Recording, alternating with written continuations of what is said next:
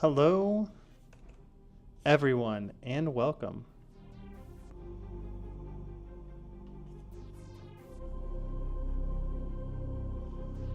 You are live with Adam Jupe here with New Guard America, listening to Sam Gozo's solo music, which should set the stage. Welcome in. Hey, what's up? What's up? Thanks for watching at work. Late stream tonight. Unless you're in California, then congratulations. The stream started when you're out of school.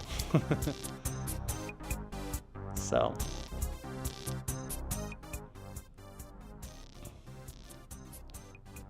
All right. We're going to give some people some time to come in here, but welcome to the New Guard America Celebration stream. We are here to talk about the Constantine H. Wilson Award. We're here to announce a winner. We're here to give out a rifle. We did not need to do Zoom interviews. We had a winner who put in so much effort, not even funny. So we'll talk about all of that later in stream. So we're announcing the winner today at around 8 p.m. Eastern time. So you can see the clock up here. It's currently 6:08 where I'm at.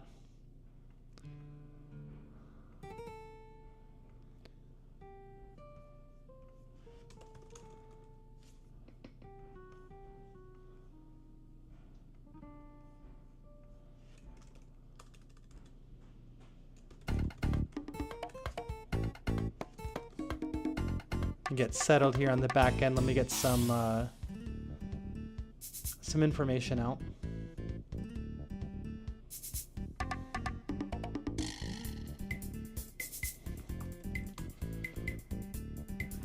All right, half the game is marketing, right? Let's pull up chat. How we doing? Welcome in, welcome in. Let me know what audio it is. I'm playing around with audio a bit. We're gonna try and get some people in from New Guard America.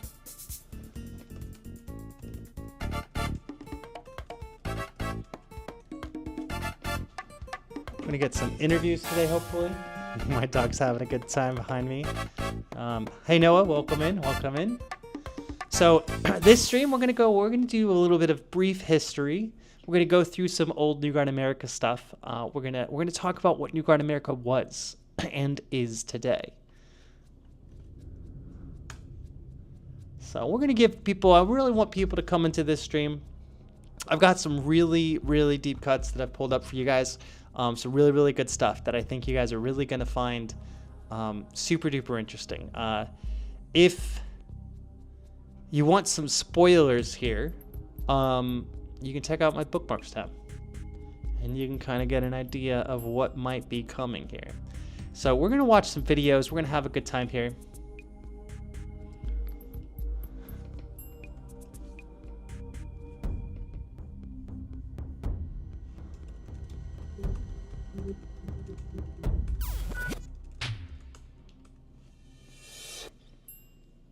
This music that you're listening to, you guys can hear it okay?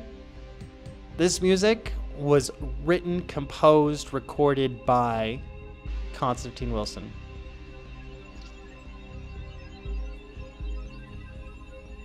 This here is Constantine's solo song. In case you guys didn't know or were interested. Welcome in, welcome in. We're gonna really kick things off at like 6:15. I've done some really deep research for you guys, trying to get some stuff for the stream. So, you know, in the meantime, let's pull up some of these stocks here. So if you are just joining the stream or you're catching it, the VOD, if you go to newguardusa.com with the dashes in between new and guard and USA, high impact stocks. This is where people get the colored stocks. So this is what's currently available today. So these stocks were invented by Constantine Wilson, who was the founder of New Guard America. And we're going to see how far that history goes. These are currently made by his son. So Constantine Wilson, he started New Guard America in 1997, and he died of cancer in 2017. So he's no longer with us. But Holders of 13 Guinness World Records and 11 World Competition. He really is with us still. You know what I mean? Every time you buy one of these, it supports the family. Every time you use one of these, it's a piece of him that's still with us, right? So, yeah, Constantine Wilson has had a huge impact on the community, and I want you guys to kind of share in that a little bit. So, we'll get really kicked off here in the next few minutes. Hello. Welcome in. I assume that that's Alex. Welcome in, welcome in. So, all right.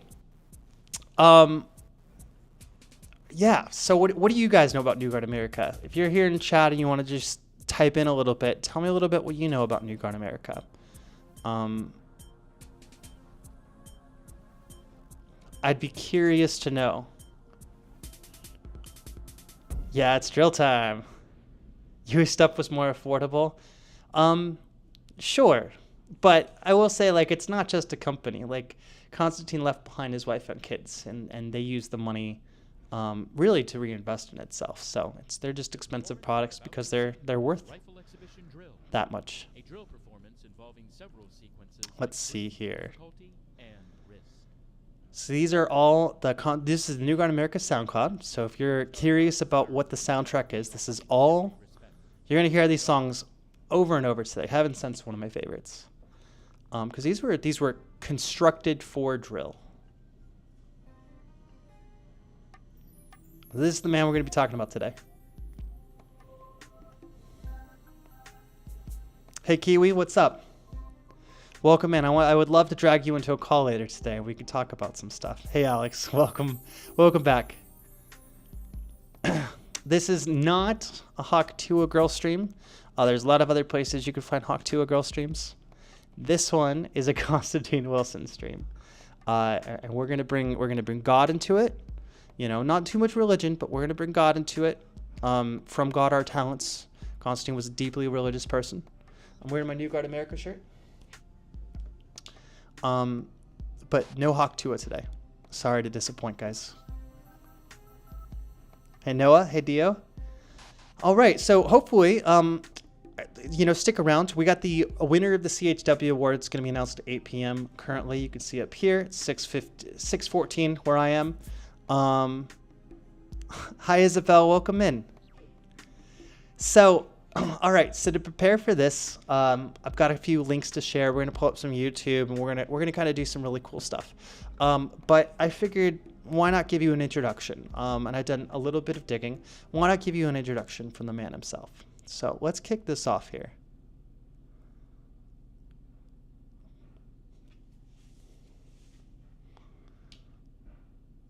So what is New Guard America? Well, I'll let Constantine tell you.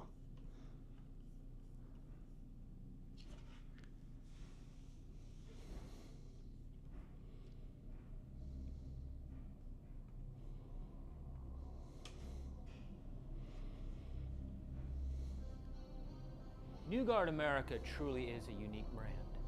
Holders of 13 Guinness World Records, 13 World Competition titles, we are currently the world's only professional, internationally touring, fixed bayonet, civilian rifle exhibition drill team. That fact alone screams as powerful testimony to the greatness of our magnificent country. A civilian rifle exhibition drill team? Only in America.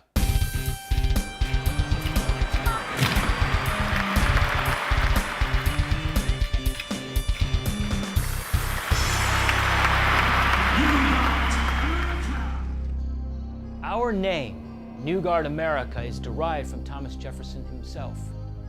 In his magisterial work, The Declaration of Independence, he writes, "But when a long chain of abuses and usurpations, pursuing invariably the same object, evinces a design to reduce them under absolute despotism, it is their right, it is their duty to throw off such government and to provide new guards for the future security."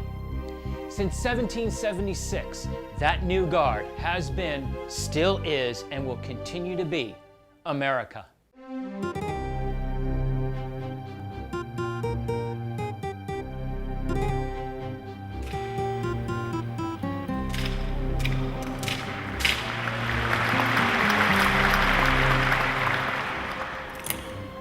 We have performed in 6 countries, 3 continents, 2 hemispheres before live audiences in the tens of thousands, broadcast audiences in the millions.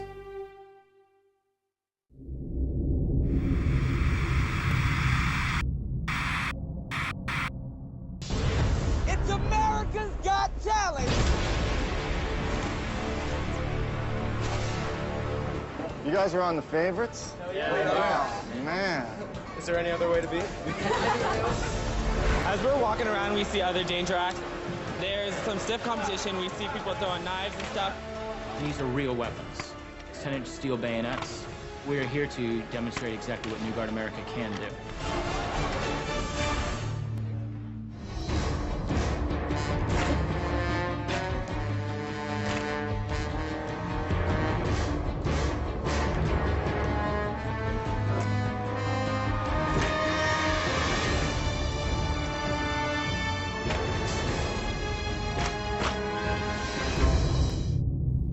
We have performed before a king, a grand duke and duchess, national chiefs of defense, and ambassadors. Our mission is simply our message, and our message is the miracle of America.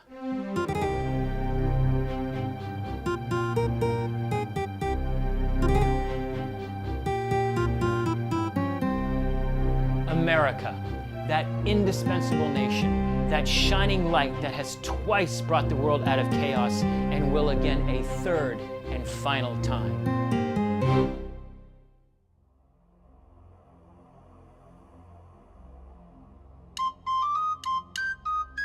Ladies and gentlemen, this has been a presentation of the rifle exhibition artistry of New Guard America.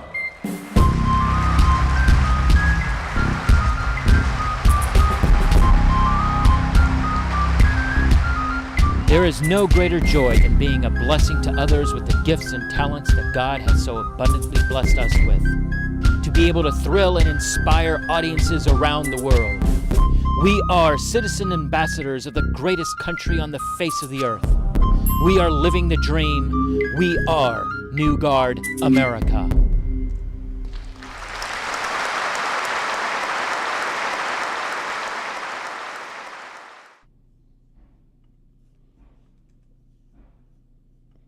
All right. Did that go through, everybody? Hey, Dan, welcome in. Hey, Kiwi. All right. Yeah. So that's New Guard America, right? That's the introduction from the man himself. So, yeah, welcome into the stream. If you're wondering what this is all about, it's about that. It's about New Guard America. So I think when we talked about doing some research for the Constantine Wilson Award, we really wanted to have people go in depth and do some research into what made New Guard America stand out. And one of the things people kept coming back to, 13 Guinness World Records and 11 World Championship titles. So we've got those world records over here, right here on the New Guard America website, New Guard USA. More world records. You can actually see these. So let's take a look. You're going to see a really constant theme. So in chat here, you've got Abraham Robbins, and that's going to be this gentleman here. Okay. Abraham Robbins was with Constantine like the whole time. And so hopefully we can pull him into a call here sometime during the stream and have him share his experiences. So what kind of world records are these? Most continuous spins in 1 second using one hand.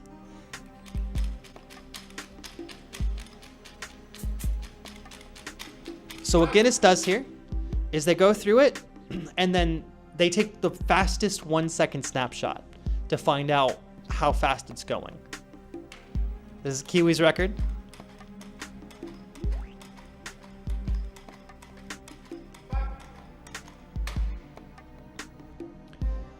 So as far as I understand it, with these records, what you have to do is you've got to pull, like you got to reach out to Guinness and you got to get an administrator to come. And so you'll see the gentleman there who you set the parameters of what you're doing here, right? So you see like this box here, this blue box, like you can't go outside of that box, right? He's throwing all these quints, and in order to qualify, you have to have cotton gloves, you have to have a fixed bayonet, you have to have a specific setup. So you're defining what you're doing, and then the adjudicator comes in and verifies the records, right? So this gentleman here makes sure that you're following the rules, you're setting or breaking the record according to what Guinness is looking for. So there's very specific requirements to do this. And it costs a decent amount of money too. But, you know, these records were set, like, when were these set? Like 2006, 2004? Maybe sooner than that. This might be like 2002. And they stand today. No one has gotten to Guinness and broken them at all. That's such a ridiculous...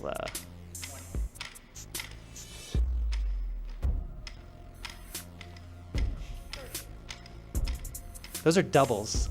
They're so fast they look like singles. Those are doubles. It's crazy.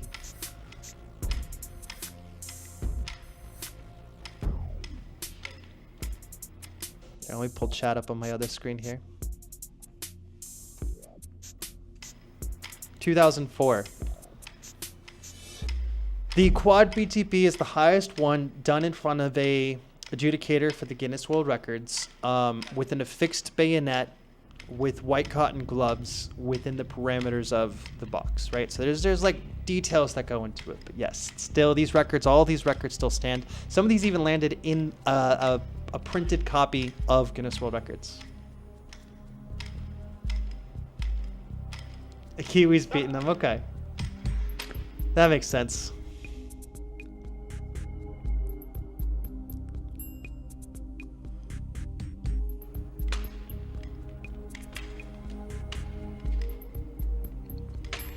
Nice. So you see Navy people in the background too. A lot of people don't know this, but Constantine was a coach of the Navy ceremonial drill team for a while. He was a coach for a lot of things, a lot of people. Yeah, let's take a look here. Some more records.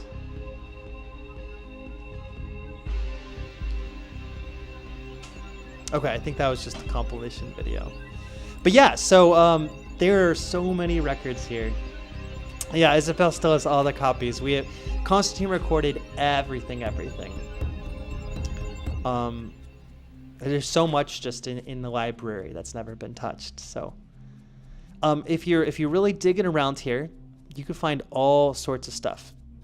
So we've got the We Are New Guard America, America's Got Talent 2015, Netherlands Tattoo. But I did a little bit of digging here, so we'll go through. Maybe we'll look up some of these bad day at practices. I did a little bit of digging, so let's see. I'd like to share with you guys Constantine's first solo. Ladies and gentlemen, this has We got to open this. It's so long ago. We actually have to open it in VLC. So this is where it all started. Oh, are we? You guys aren't seeing the video, are you? That's very interesting.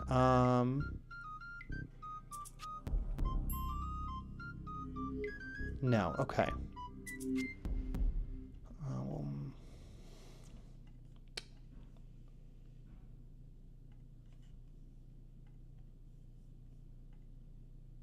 The performance you're about to see is Rifle Exhibition Drill, a drill performance involving several sequences of extreme difficulty All right, here we go. Risk.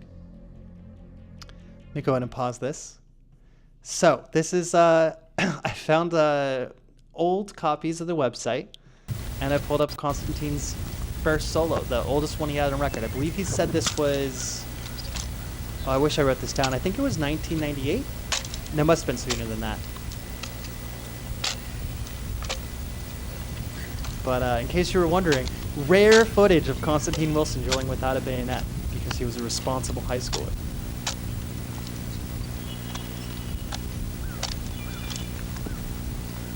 Whoops.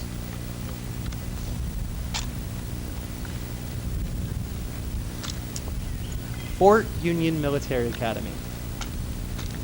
Okay, so this was college then? Or... Yeah, let's get some context in here. I'd love to have some context more in this video.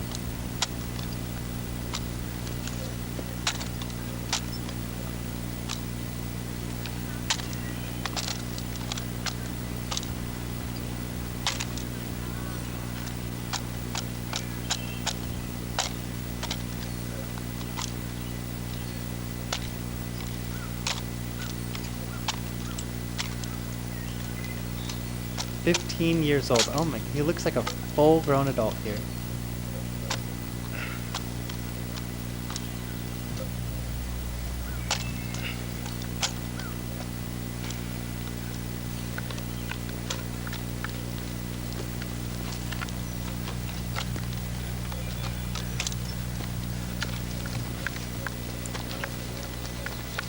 There he is, Constantine Wilson.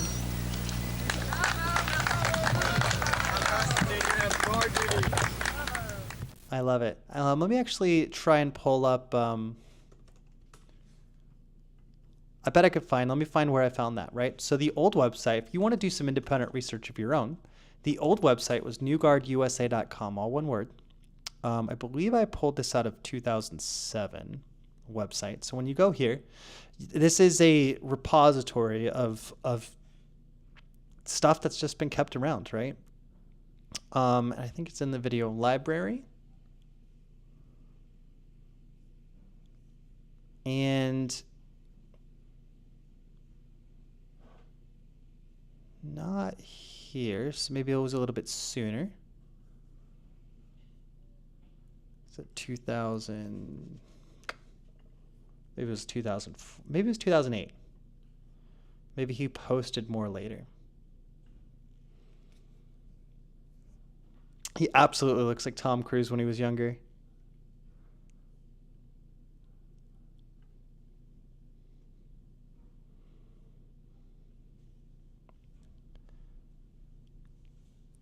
Yeah, I'll have to go back and find where I found that.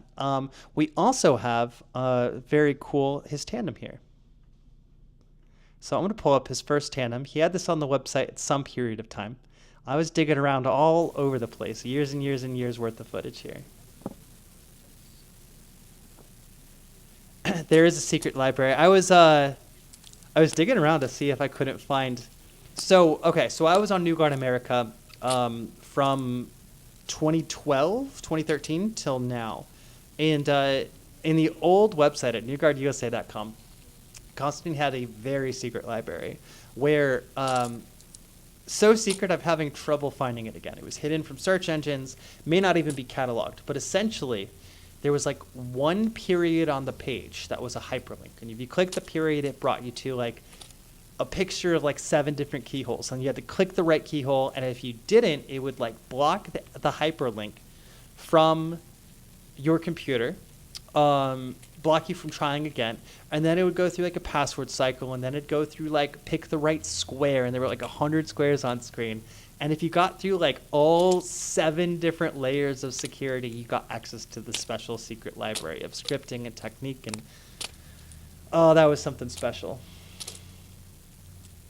That was something really cool. I met Constantine for the first time in 2006. I was a sophomore in high school.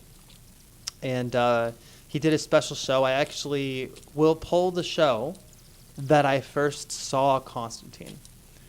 And Kiwi, for that matter.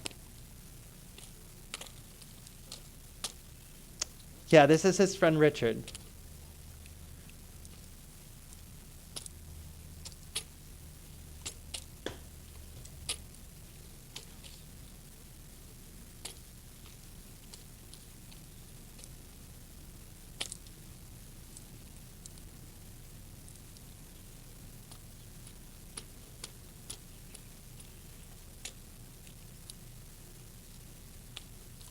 Let me get my camera back up.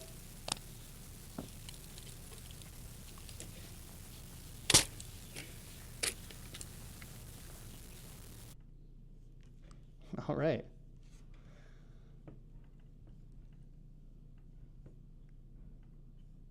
All right, we'll just jump to the laptop. I had my phone running it. We'll just jump to the laptop. So yeah, that was also one of Constantine's oldest performances. On the website, he mentioned that there were no time limits and no boundaries on that. Yeah, if you pick the wrong one, a funny, like in the security system, like all sorts of, I mean, he was, we're going to see, I'd like to share with you the personality, right? It's so hard to gauge personality when they're you know, showing up just in performances, right? But I'd love to share the personality. So before we do that, Kiwi, what was the year you and Constantine Wilson, NGA, what was the year you guys won tandem together?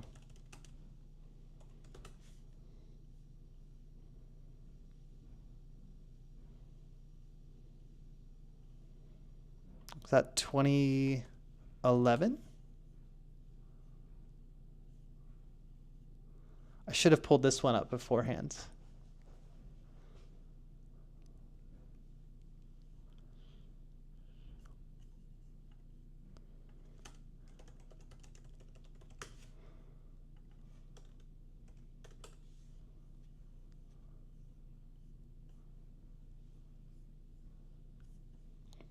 Yeah, let's see if we can't find that. I'd like to show a little bit of where it went. Yeah, so New Guard America, we've struggled a little bit to kind of find space to perform. We'll pull up the 2015 solo so we can see where this goes as well, right? This is fun. New Guard America didn't go anywhere per se.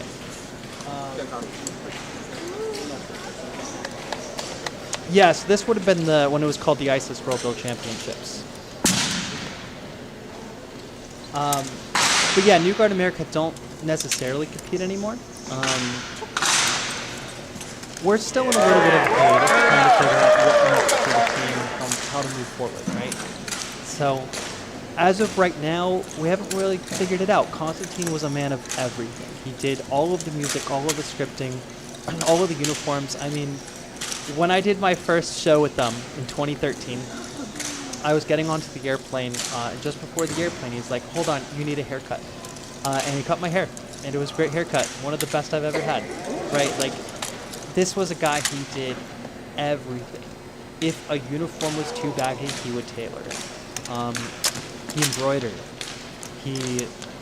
These stripes on the pants, he sewed them on himself. He sourced it. Those stripes are like $50 a yard or something like that. Like, incredible.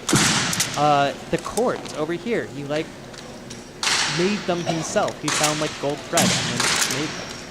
Right? Master Sergeant.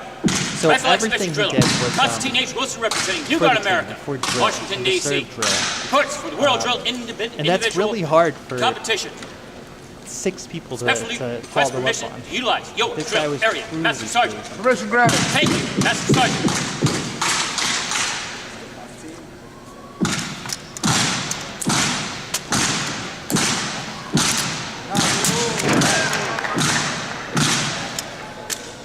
He was a performer, like, through and through.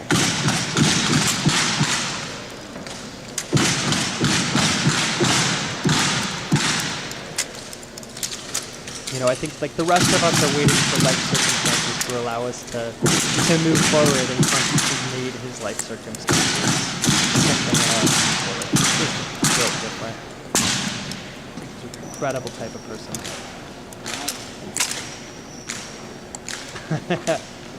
I wonder about, okay, so, yeah, the bench in Europe, I wonder if that video is still around. I think it is. I think we'll talk about that. I have that video lined up, I'm pretty sure.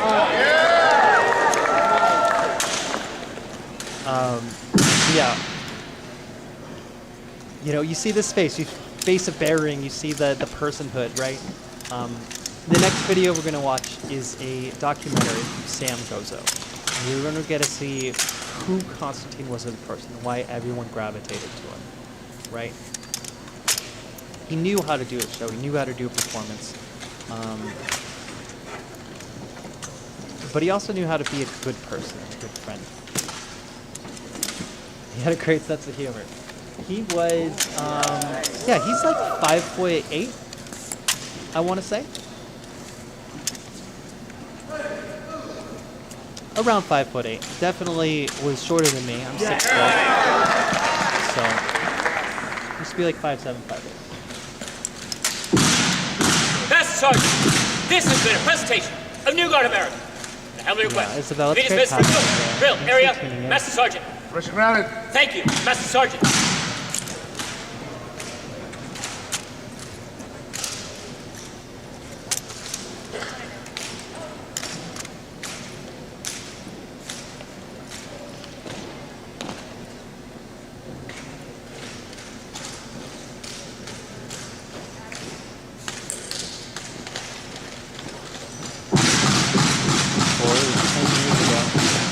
There's us.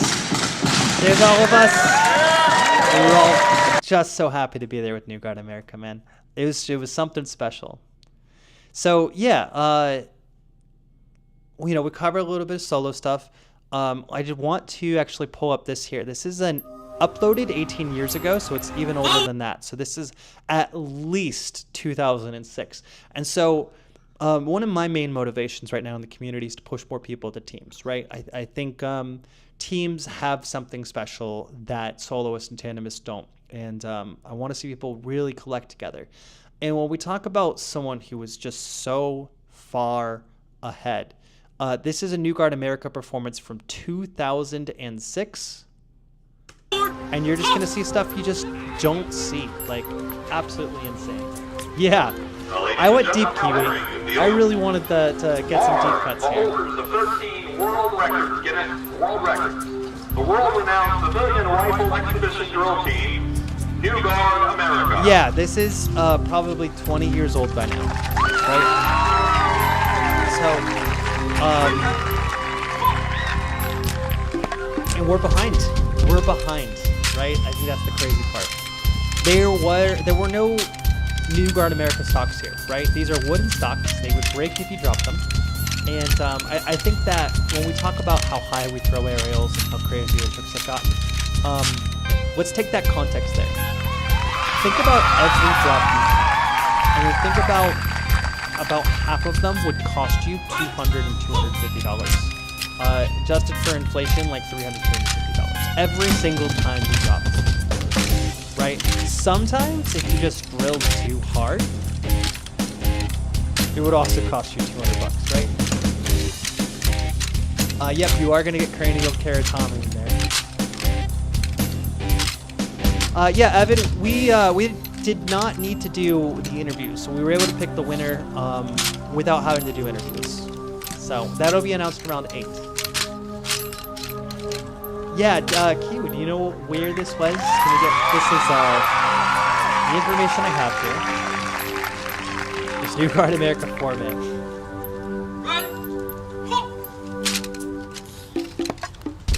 But it looks to be hopping.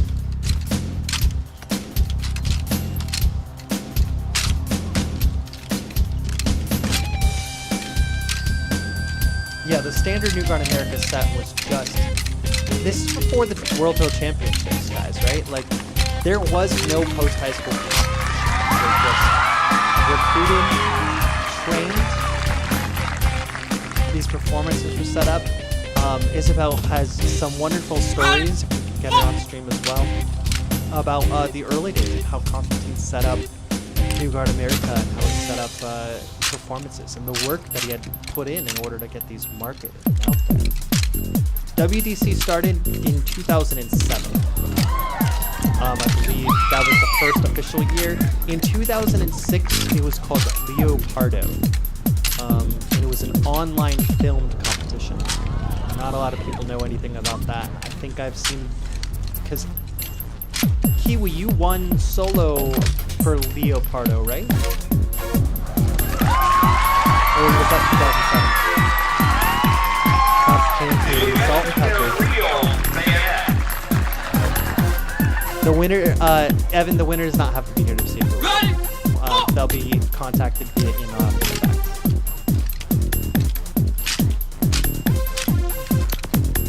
fact. Now remember, the music you're hearing right? Let me make sure.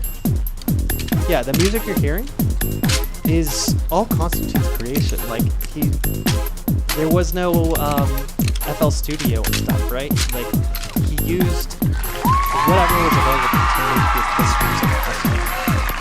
I'll let you enjoy here.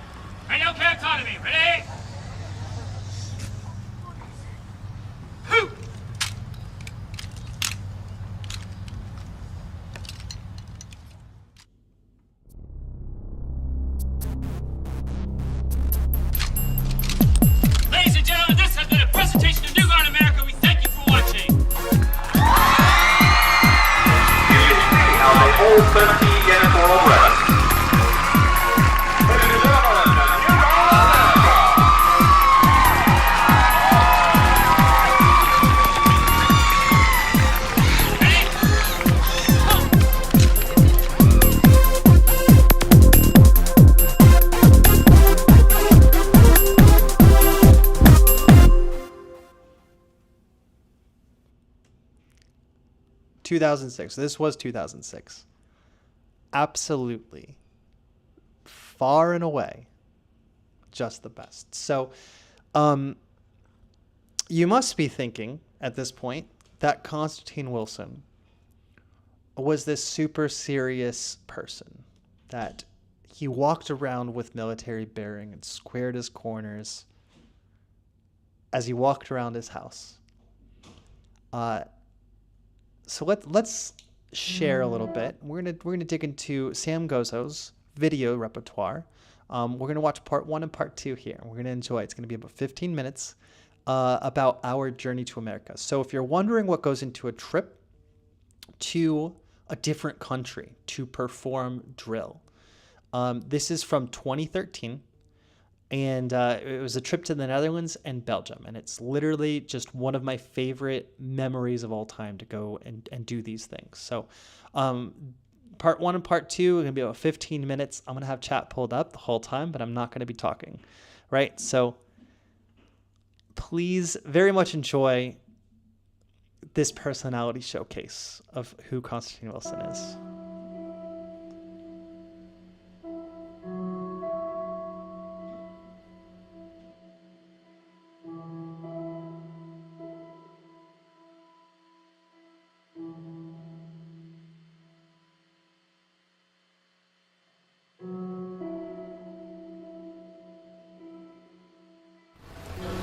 Say hi to everybody. Yep. Here in DC. I'm making a documentary thing myself, so. Video? 2 weeks, man. I'm telling you, this is gonna be awesome. Exactly. Life is staged.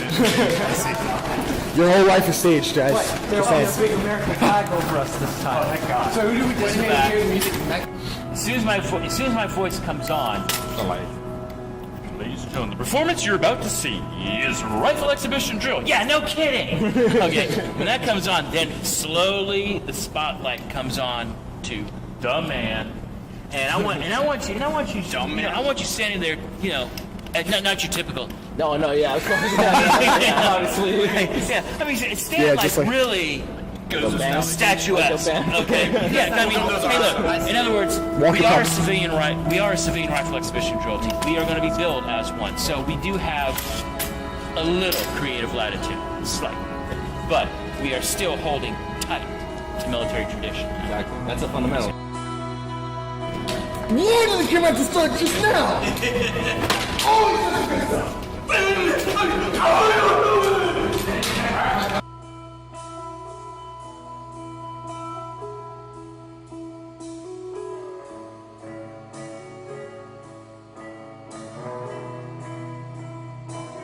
You better not hit your man there. You are not the camera! Oh! I'm so sorry!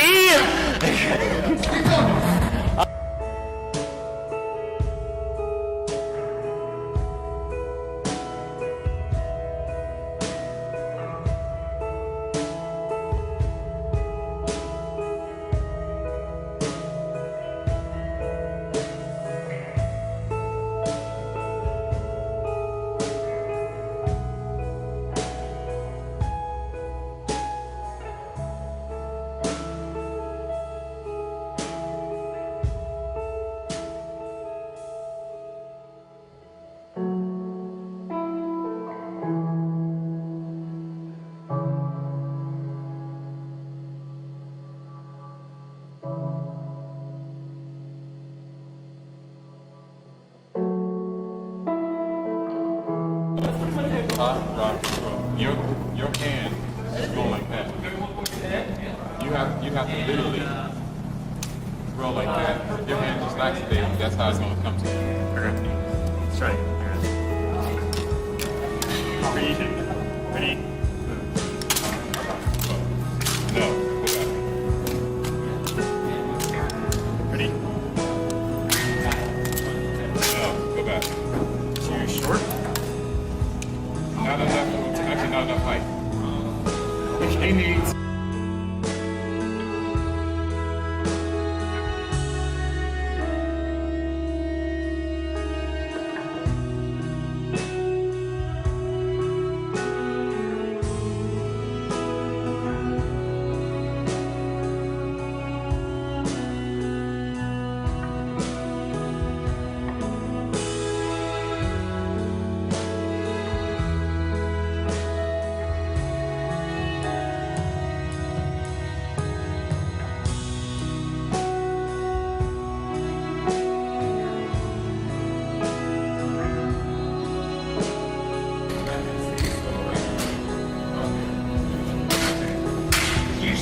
Hey, Jojo. It doesn't get much cleaner than that one, though. Keep it in your head, Betty. Okay. Keep it in your head.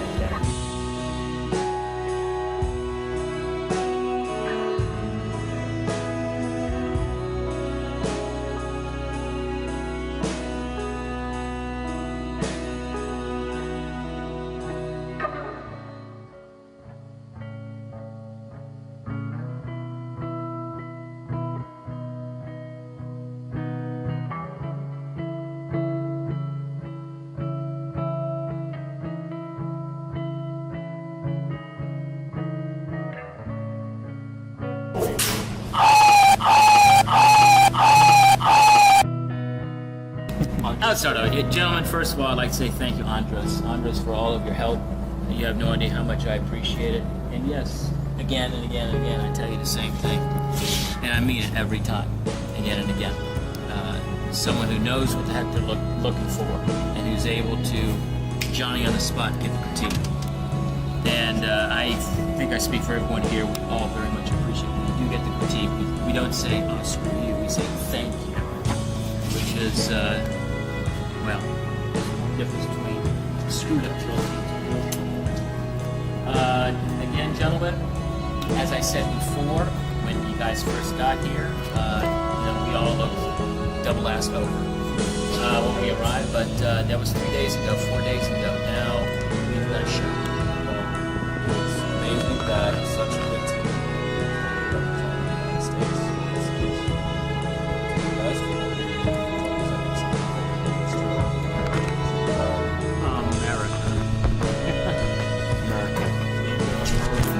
America. All right, guys, let's go eat. Roll out. Protein.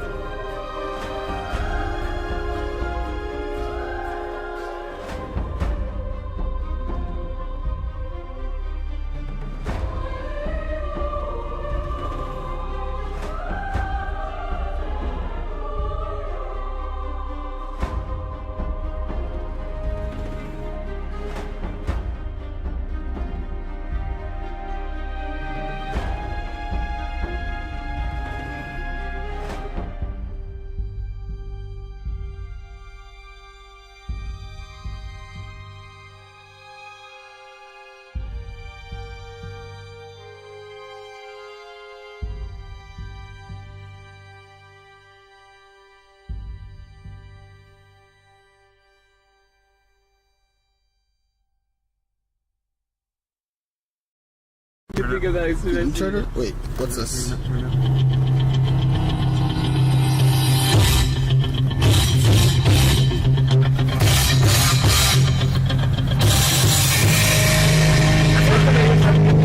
Like, guys, step on the street.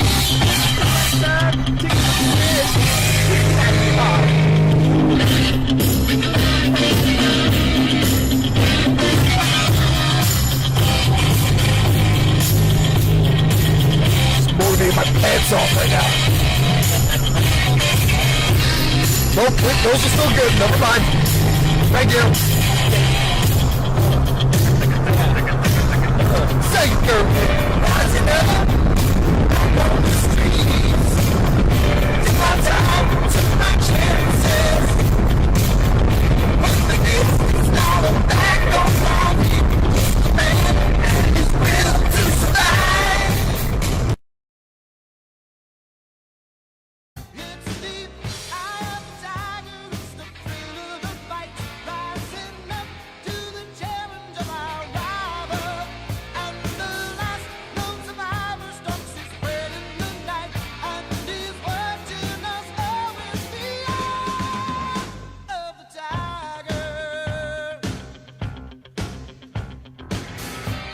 Alright, say something. I'm surprised to see Constantine in the suit. He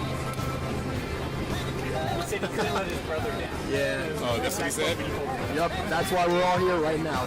All for you, Kiwi. Yep. Alright, let's represent. We made it to Belgium, everybody. What's up, fellow black man? This entire time, I thought Belgium was something that, like, Scandinavia. Are you serious? That's when we passed it, right? Angel, did you sleep during the trip? Oh yeah, man. I slept for like 6 hours. Like, dude, I don't two know. and a half movies. Dude, I don't know what it is. Freaking, when I say I'm gonna stay awake, I don't stay awake. When I say I'm gonna sleep, I don't sleep. Really? You didn't sleep? No, I stayed up and watched movies. Oh man, I put on a movie and I just. Dude, I saw World War Z for the first time. Did you like it? Oh, it was awesome. I told you, it's totally different from any zombie movies. And then Olympus was fallen. Was that good? That was sick, dude.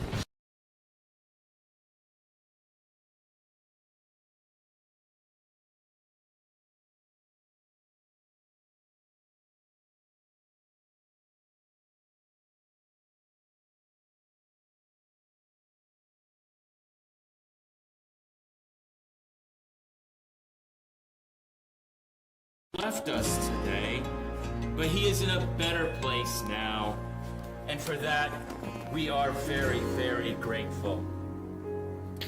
I would like to read from the book of Psalms, Psalms 23. We were really, really The Lord is my shepherd, I shall not want. still fun. He makes me lie down in green pastures. Wow, why are we being quiet?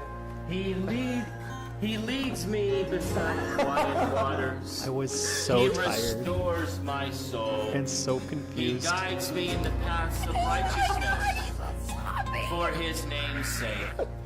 Even though I walk through the valley of the shadow of death, I will fear no evil. Now, I bet at this point, Adam's simply wondering what exactly we're going to eat for dinner once Constantine finally finishes up this ceremony, but that's a little funny segment of ours.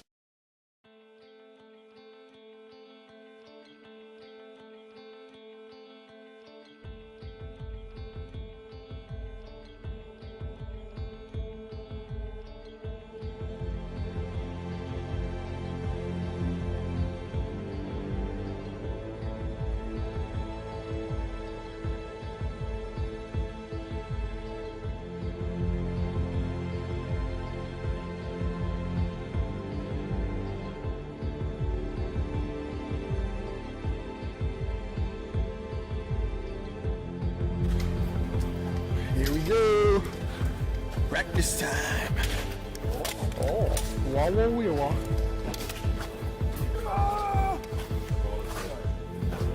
Is that where I get the wall?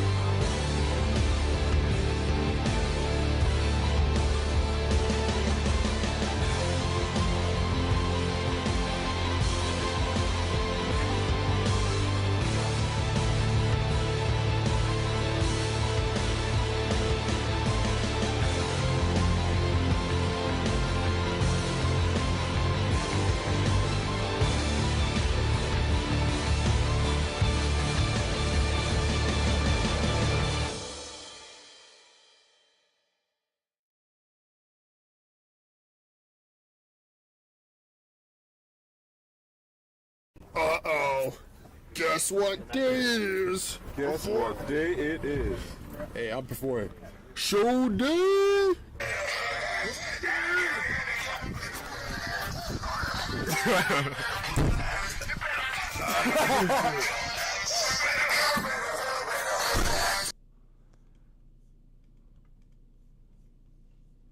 So what was the show? Let's watch the show. This was the award in 2013.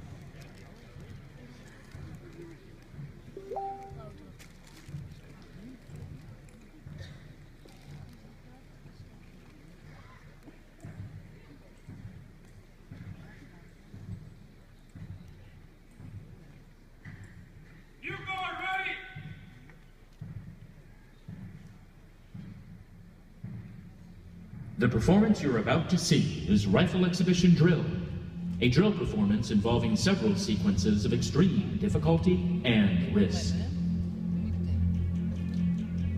Though the weapons being used are non-fireable, they are real in every respect, as are the fixed 25-centimeter steel bayonets, together weighing 4.5 kilograms each. The stands back here behind the camera are like... cheer at any time during the performance. Their focus will not be broken. We did a handful of shows here, and then we went over to Belgium. Holders of 13 Guinness World Records and 11 World Competition titles. From the United States, New Guard, America.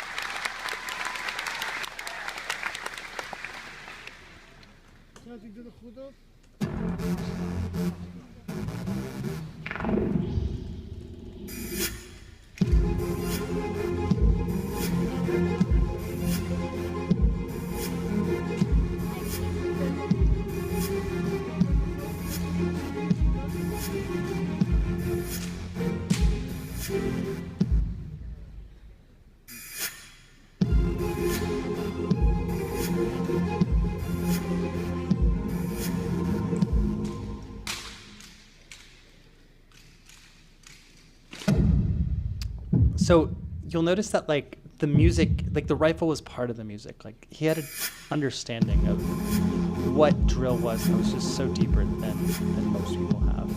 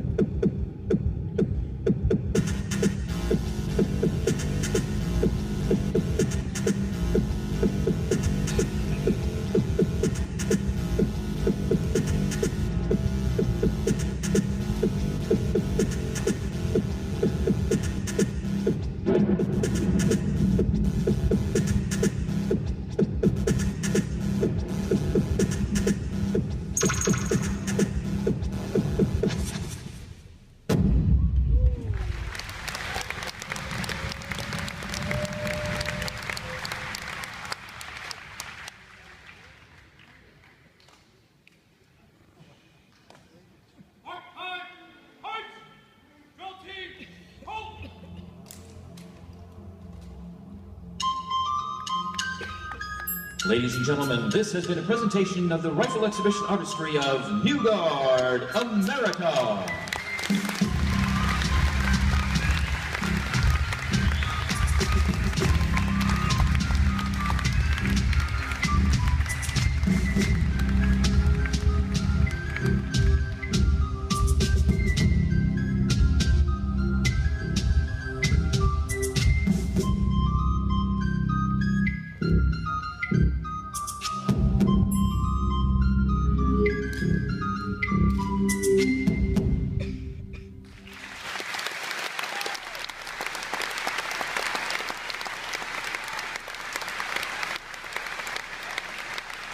And that was one show.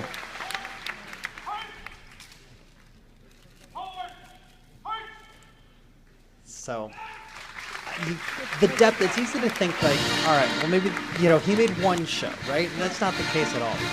He custom made a show for every event.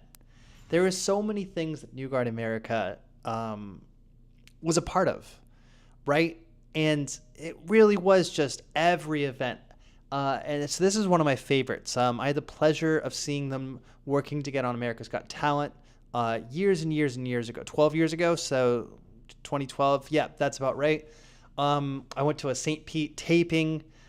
This is one of my favorite shows. It's only a minute 24. And you'll just see like it was always custom made for whoever the audience was. I mean, we'll take a watch.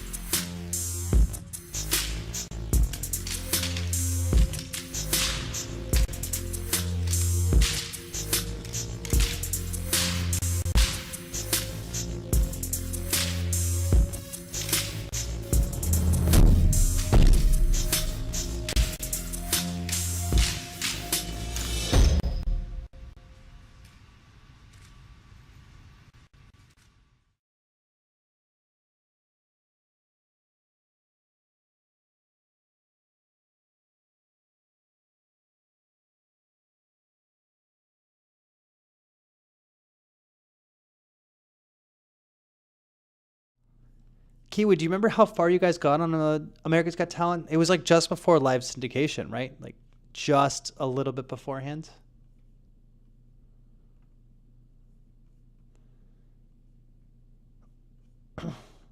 So let me share with you as well. I think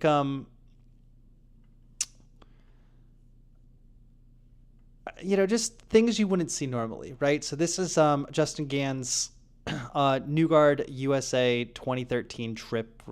We went around, Netherlands, and this is kind of the stuff like outside of drill that you'd get to see just being a part of things, right? And there's one special picture in here I'd love to share with you. Okay. Justin bought this jersey off of this guy. Just want to share that little story there.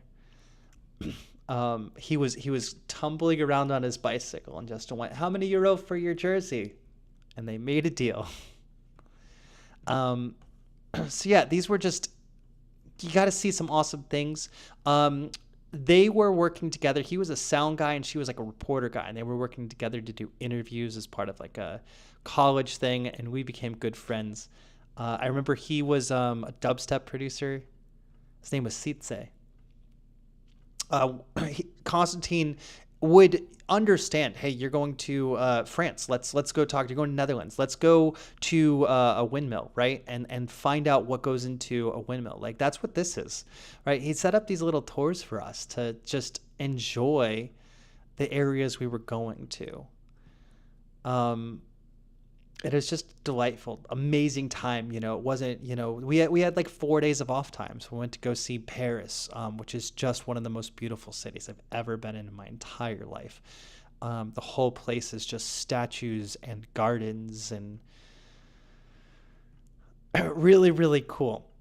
But Constantine came prepared on these trips, right? When we talk about the kind of guy that Constantine is, if you go to right now, if you go to Glendale.com,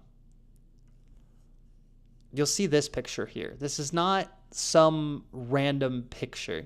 And Isabel, maybe you can fill me in. Like, there's some details I might get wrong here, right? But Constantine happened to be driving when Ronald Reagan's procession drove by. Was it Ronald Reagan? A presidential procession drove by. That was a funeral. It was a Golden Eagle recall is what we called it, the honor guard, a state funeral, right? And Constantine, instead of being like what so many people would do, of just being frustrated that you had to sit there while like a whole funeral went by for a president, right? He got out of his truck, stood in the bed, and rendered a salute, because that was the thing, that was the right thing to do, right? Nobody else would do that. And there was a photographer who was moved by this and took the picture, and Constantine was able to get a hold of this picture many years later. This was not a staged photograph. This was not, hey, I'm going to do this goofy thing, take a picture of me. This was the man Constantine was. No matter what was going on, if it was the right thing, he wanted to be a part of it, right? So we would go and we would travel and we would see the world as part of these, events. And one of the really cool things, he came prepared. He took us to Normandy Beach, okay? And we went to the Normandy American Cemetery and Memorial. And this was a planned trip. We wanted to go and do this. We wanted to pay some respects to people the American soldiers who went to Normandy and fell in battle. And while we were there, it was during a government shutdown. And because the government shutdown was happening, we weren't allowed inside the park. So we went to the beaches, and we kind of soaked in the atmosphere, right? Like, to understand the context of, like, this isn't a picture of a beach. This is a picture of a war site 65, 70 years removed, right? This was one of the bloodiest beaches in the world less than a century ago. And we found a nice site, a little private area, and Constantine had this prepared. I stand free today, as my children will tomorrow, because of those who laid down their lives, engulfed in torment and sorrow. I thank you, O Lord, for the greatest generation, the one you brought up to carry our nation. A sacrifice so great, let us never forget, the blood that covered these shores when justice and tyranny met. Constantine H. Wilson.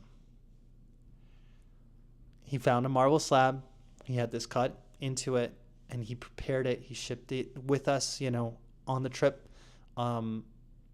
just to pay respects, right? So that's why we're doing a celebration stream, right? There's so many stuff. There's so much stuff in the history of New Guard America and so much stuff in the personhood of Constantine Wilson that needs to be remembered for the drill community, that needs to inspire people for the drill community, right? He's been a part of the drill community. He's been a part of so many drillers. I mean, anyone you know and is a fan of today was probably a member of New Guard America at some point. Right? So I want to share some of those stories now. So I'm going to go through, give me just a couple minutes here. Yep, I got Kevin De Roer, who's waiting on the line. So I've never pulled anyone to a call for stream before, but I'm going to share some of these stories with you. I want to share some of these people with you. So let me pull him up here. We're going to move to the interview portion here. So it's going to be another 45 minutes to an hour before we announce the CHW Award winner.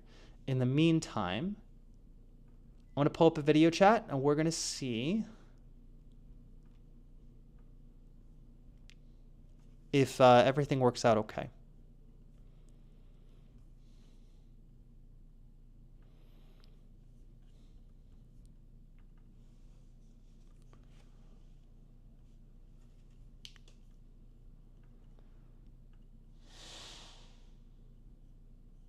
Isabel, I don't have a picture of the back of the plaque. I don't believe.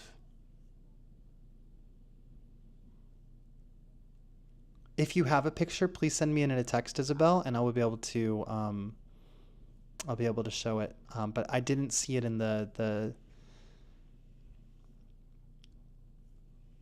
Did it not show up on stream? Kevin, I got you on video. I can't hear you though.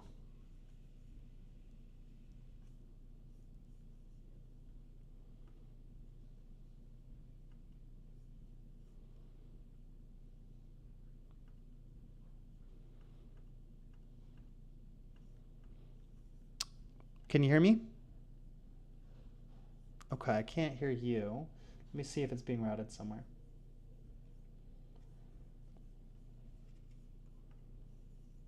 Do you think it's my headphones?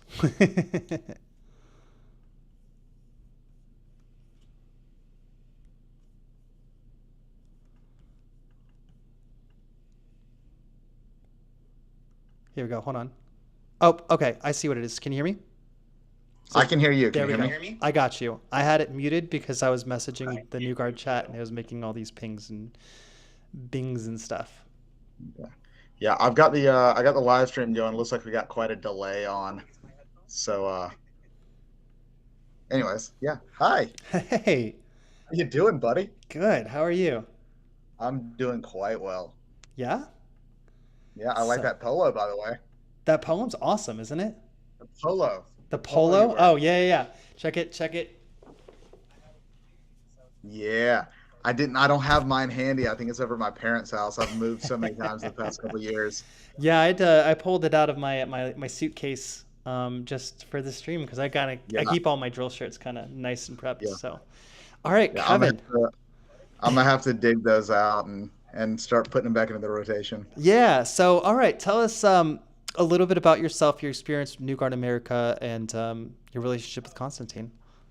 Yeah, so I'm Kevin De Roer. Most people don't really know me. I got on with New Guard immediately after high school, so that would have been right at spring of 2013. I actually tried out while I was still in high school. I took 2 trips. We had a third that got canceled, but I went to Norway for the Norwegian military tattoo, and then we went to Rotterdam for the military tattoo there. And both were extremely different experiences. Both were absolutely amazing. I got interested in New Guard long ago when I was first in high school. Loved that. Got a chance to first meet Constantine when I was either sophomore or junior in high school. And, I'm sure a million people have the same type of stories, probably with people our age now, where it's like you walk up to it, hey, are you the New Guard America guy? Yeah, I am. That was me. And, that ended up turning into, getting to interact with him a little bit more, went down, stayed at the house, got to meet Isabel, the twins, joined the team, and became really close, really good friends with him. And also, a lot of people outside the team don't know this. My youngest son, he's turning 7 this year, and his name is Constantine Alexander De Roer. So he really meant a whole lot to me. Very big, influential part of my life, and I still think about him almost daily as I go around. Yeah. So I like your story a lot because when you wanted to join New Guard America, can you tell us about how you earned your place on the team? Yeah, so the team that I came from in high school was not one that was on the Nationals platform at all. It was Louis Belgian High School out of South Carolina. Nobody's ever really heard of them as far as the drill community goes. I was one of the best in that area, but nowhere near the skill level and determination that the kids are today. But I was really interested in it. I wanted to stay involved with drill after high school, and I knew that time was coming up. Got in contact with the old man and managed to come up to DC to try out. And I will never ever forget my tryouts with him, because he had me run through a couple of things, made these adjustments that I, initially thought were absolutely nothing, like throwing up a triple, keeping that finger discipline once you lock your hand out. It's just stuff that hadn't even occurred to me. And I remember that in that tryout, it was me, him, and Kiwi, and he had me throwing triples. And for the life of me, I could not get it.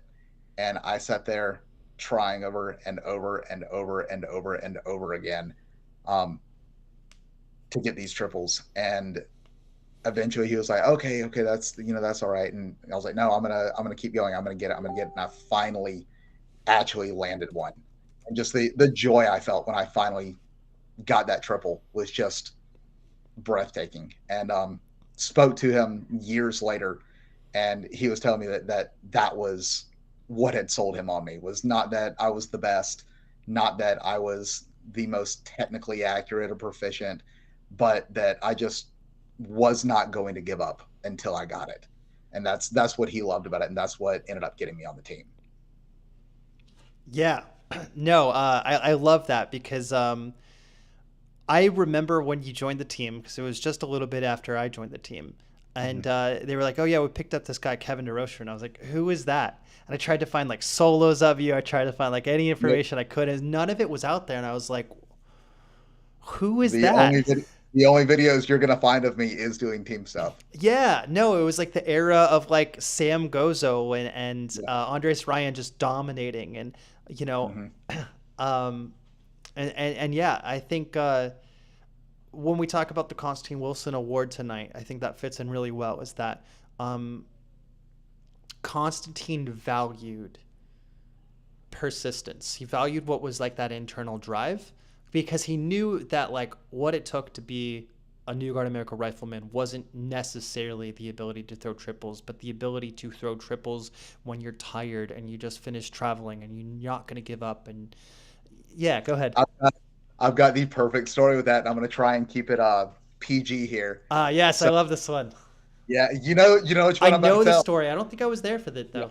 You weren't. This was Norway. So yeah, our last night in Norway, they had a party at a castle for all the performers, and it was a real good time. I had let's just say I had a blast. Other team members, we all got back to the hotel really late, and before we had left, Constantine had seen me, and he was like, "Hey man, like, we still got the matinee performance at 12:30 tomorrow. Are you going to be able to perform?" Like he was very, very concerned. He was really, really worried. And I woke up the next morning, about 5 minutes after the entire show had started, still in the hotel room, and had to sprint downstairs, get across the street, get changed. And I threw my uniform on real quick, made sure I was buttoned up nice and neat, felt miserable. Constantine saw me. He was like, "Hey, are you gonna be good to go?" I was like, "Yeah, let me just warm up real quick." And he's like, "Dude, we're in the shoot. You've got like seriously a minute and a half. We are in the shoot."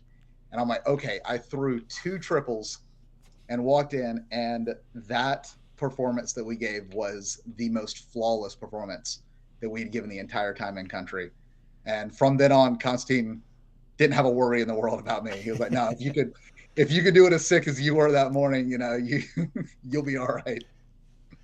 Yeah, I'm pretty sure. So he's telling the truth, 'cause I'm pretty sure I heard the exact same story from Andres, concluding with it was the best show Flex ever did. Yeah, it was. I mean, just seamless. And I mean, I thought I was going to puke on the floor the entire time, but it was just, it was a beautiful show.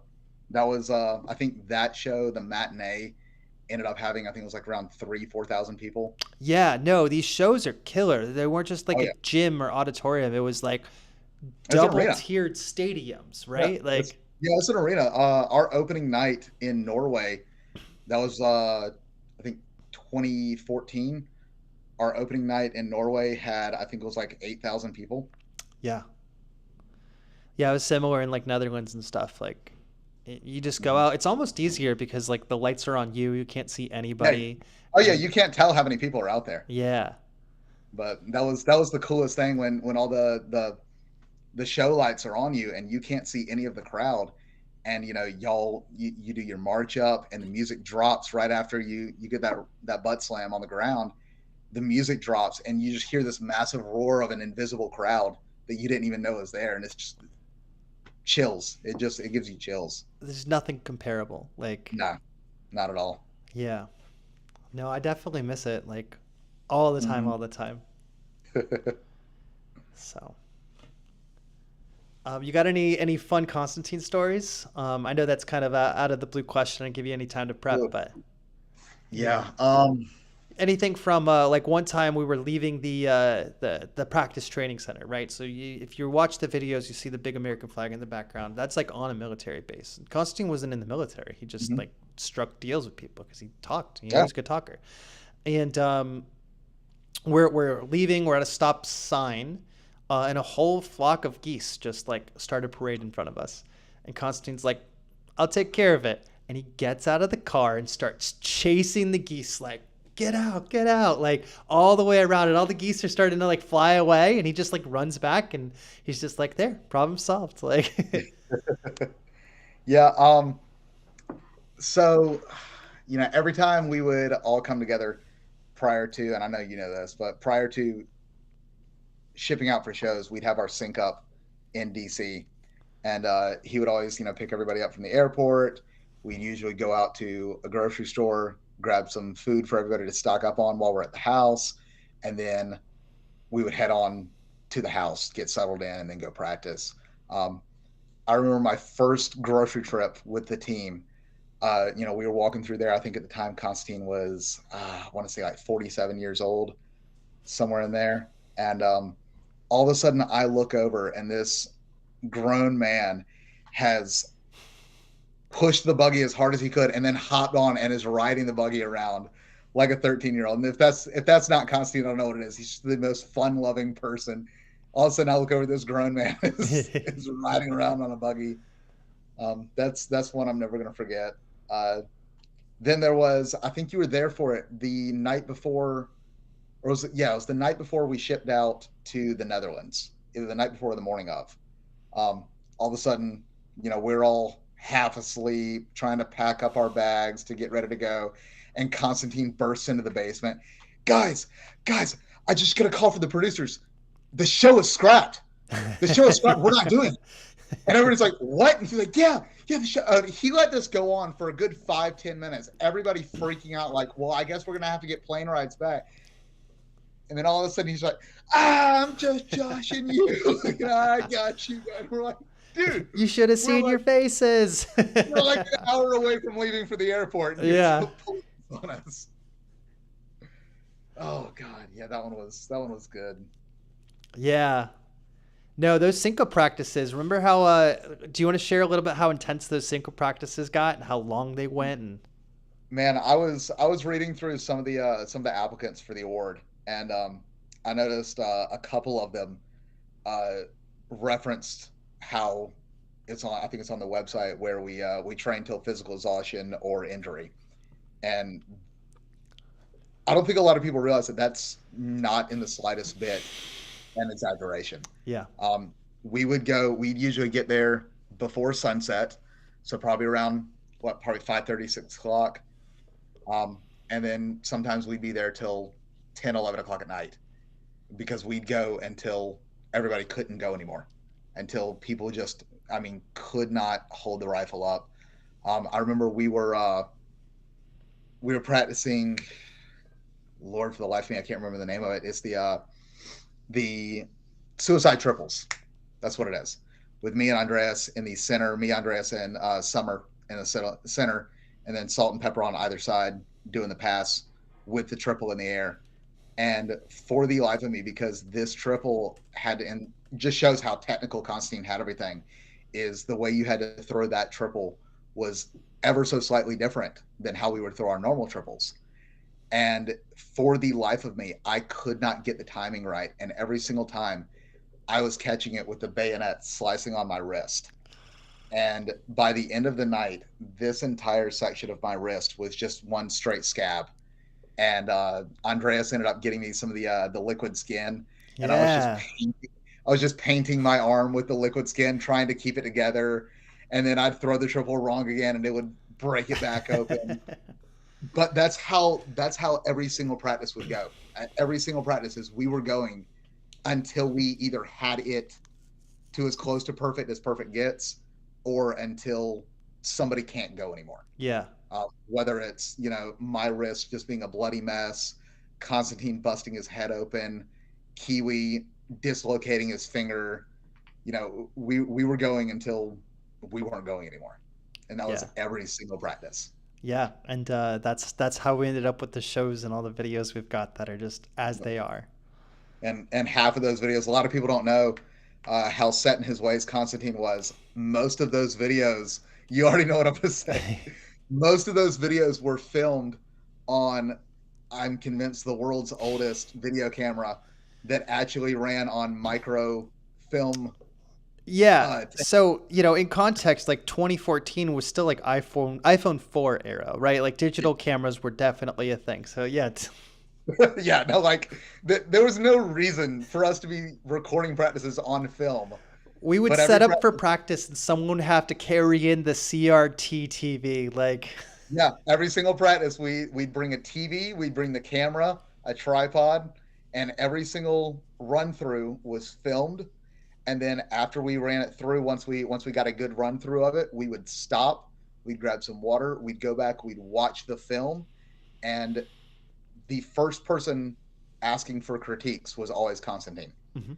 He was always the first one to want to know what he did wrong, that he could fix, that he could adjust. And it wasn't any kind of, he's the commander, so you don't say that. No, he was the one most wanting critique. And it was the weirdest thing for me when I was first on, because I would see him not get an absolute, crisp, perfect pin on his left arm. And it was the most uncomfortable thing in the world for me to say, hey, Constantine, sir, your arm's not quite pinned there. And he'd be like, oh God, you're right. Okay, I'm going to fix it. I'm going to fix it on the next one. I'm going to fix it. Don't worry. Yeah. No one was above correction, especially him. Yeah. No, 100%. That's the kind of mentality that went into New Guard America just all the way. Yeah. So and it was, between attention to detail, and extreme respect. And it kind of jogged my memory watching the Gozo's video that you had done when he was sitting around talking to everybody, telling them how much he thanks them. That was every single trip. Every single trip, he would rally the troops, and we'd all sit down, and he would pour out his heart, thanking us over and over again for being a part of this, because that was his dream, and it was us making his dream come true. And he would just pour out his heart thanking us, and it's just the respect he would give to others was amazing, because it wasn't about him. Yeah. None of it was about him. All of it was about the team and the mission. I know one time, I can never remember, I was telling you about this last night, I can never remember if it was Norway or the Netherlands. We had just gotten in country, and the show was wanting us to do a dress rehearsal right then. And every single one of us were jet lagged and exhausted and just wanted to go to the hotel and crash for a bit. And they were insisting, no, we're doing a rehearsal. You have to be here. And then started, pulling out the politics of oh no, we paid for your flights and this and that. Y'all need to come. And that ended up boiling down to Constantine getting into a screaming match with the producers. essentially saying, no, you're not doing this to my guys. They're exhausted. They need their rest. They will give you a better performance if you let them break. And we were the only team that didn't go to dress that night. And just like he had said, the rest of the show, we completely killed it the entire time. Yeah, no, the way he looked out for us was awesome. You think this is a man who made his entire life the team, right? And everything about it was making sure that the shows would run smoothly, right? And so you think that there'd be a certain amount of, always down to business about it. But it's like he found those ways to make the little stuff, right? Like we flew over to Netherlands. We were so tired because of the clock change, right? So we landed at what would be bedtime in the United States. We drove from Belgium to Netherlands, which is a 5-hour drive. Constantine drove that at 50 years old, right? Or 45, right? We didn't get hardly any sleep in the car either because the sun was out and it was just a terrible drive, right? We set up in the hotel for 2 hours. That's the video where I was on the bench, falling asleep, right? And he's continuing to find ways to make this funny. Jeeves asleep on the bench. Literally, I was so tired, right, that all that commotion didn't wake me up. It wasn't until I was touched that I woke up, right? That's how tired we were. We were going to dinner to meet up with the show people for the first time, right? And for him to recognize all of these things and make light of it, continue to be basically the light source that kept shining, right? When everyone else wanted to go to bed, when everyone else was just he was putting up the fight for us. He was making it fun for us, having some levity for us, and setting up the next show. I mean, we booked shows from that first Netherlands show. We booked the next Netherlands show in a different city because he would go and network and have fun with it. So, it's hard to explain just the kind of person he was just through stories, but it's so many facets. That man had so many facets too, because you had all these things we've already talked about. One thing we haven't touched on at all in this entire show, because I've been watching the whole live stream, is his faith. Oh my God, that was the most important thing in his life, bar none. I mean, you can see all of our uniforms have a giant cross right on the chest. The end of our Netherlands trip that I went on, I got a call the night before we were to fly out that my grandmother was about to pass, and had a real rough night. Got to speak to her on the phone and talk to her before she ended up losing consciousness, and ended up, when we flew back, my parents had organized a connecting flight back to South Carolina about 15 minutes after our flight landed. And, I got back, did the whole thing with the family. She ended up passing, and Constantine ended up calling me a day or two later. And I told him, told him all what happened and how everything went. And told him, I was like, yeah, the doctors had said that when I spoke to her on the phone, that there was no reason why she should have been alive at that point, much less up and talking and having a phone call. And they're like, yeah, they just said that there's no reason why it could be like that. And then there was just silence on the other end of the phone. And Constantine was just like, Kevin, he was like, there absolutely was a reason. He was like, God allowed that to happen so that you could have that moment. And that bit of it there is one of my most driving forces of my faith at this point, is what he said to me in that moment. That was always at the forefront of his mind. And honestly, his theory was, that ended up hurting us in certain aspects and stuff, but he wasn't going to back down from it in the slightest bit. That was what he believed. That's something he felt strongly about, and he was going to stick to his guns and keep on with it forever. Absolutely. He was so proud of, the idea that New Guard America represented something uniquely American. And it wasn't just Christianity, it was freedom of religion. That's what it meant to him, right? He was so about the core tenets of America. And he was so proud to be wearing the cross, not just as a representation of his faith on the uniform, but as a representation of America, to say, hey, this isn't allowed everywhere, right? We're going to the Netherlands. There's the Sam Gozo video of checking in at the counter with guns. that was a hard thing to do, getting through airport security and saying, we have papers, these are prepared in a specific way. These are not real guns. They can't be, but they are real guns, right? They're demilitarized. Getting them to a country like the Netherlands with strict gun control, right? To wear across or Norway, right? All of them, right? All of these things. It's so uniquely American to have something like New Guard America come up. And I loved that aspect about it. It really was you can be proud. And Constantine didn't, it wasn't like he only recruited Christians. He recruited everybody. Yeah. Because that was what the country was, and that's what it meant to him. And I love that about him. His faith guided everything. Yeah. And he did his research on everything too. Like if you sat down and talked politics, which was not hard to get that conversation going with him, but if you sat down and talked politics, he would make some point, and if you question it in the slightest bit, the man came with receipts, and he'd go, "Oh, well, no. See, this was the intention, because if you look at the Federalist Papers, they explain in this essay that was it," and like he would just from memory go into excruciating detail about why it is with backup sources on sources as to why he believed that it was the most amazing thing to hear of him going to town on it. Yeah. No, absolutely just an incredible person. Kevin, thank you so much for your time. I got Kiwi lined up here, so we're going to pull Kiwi up on stream.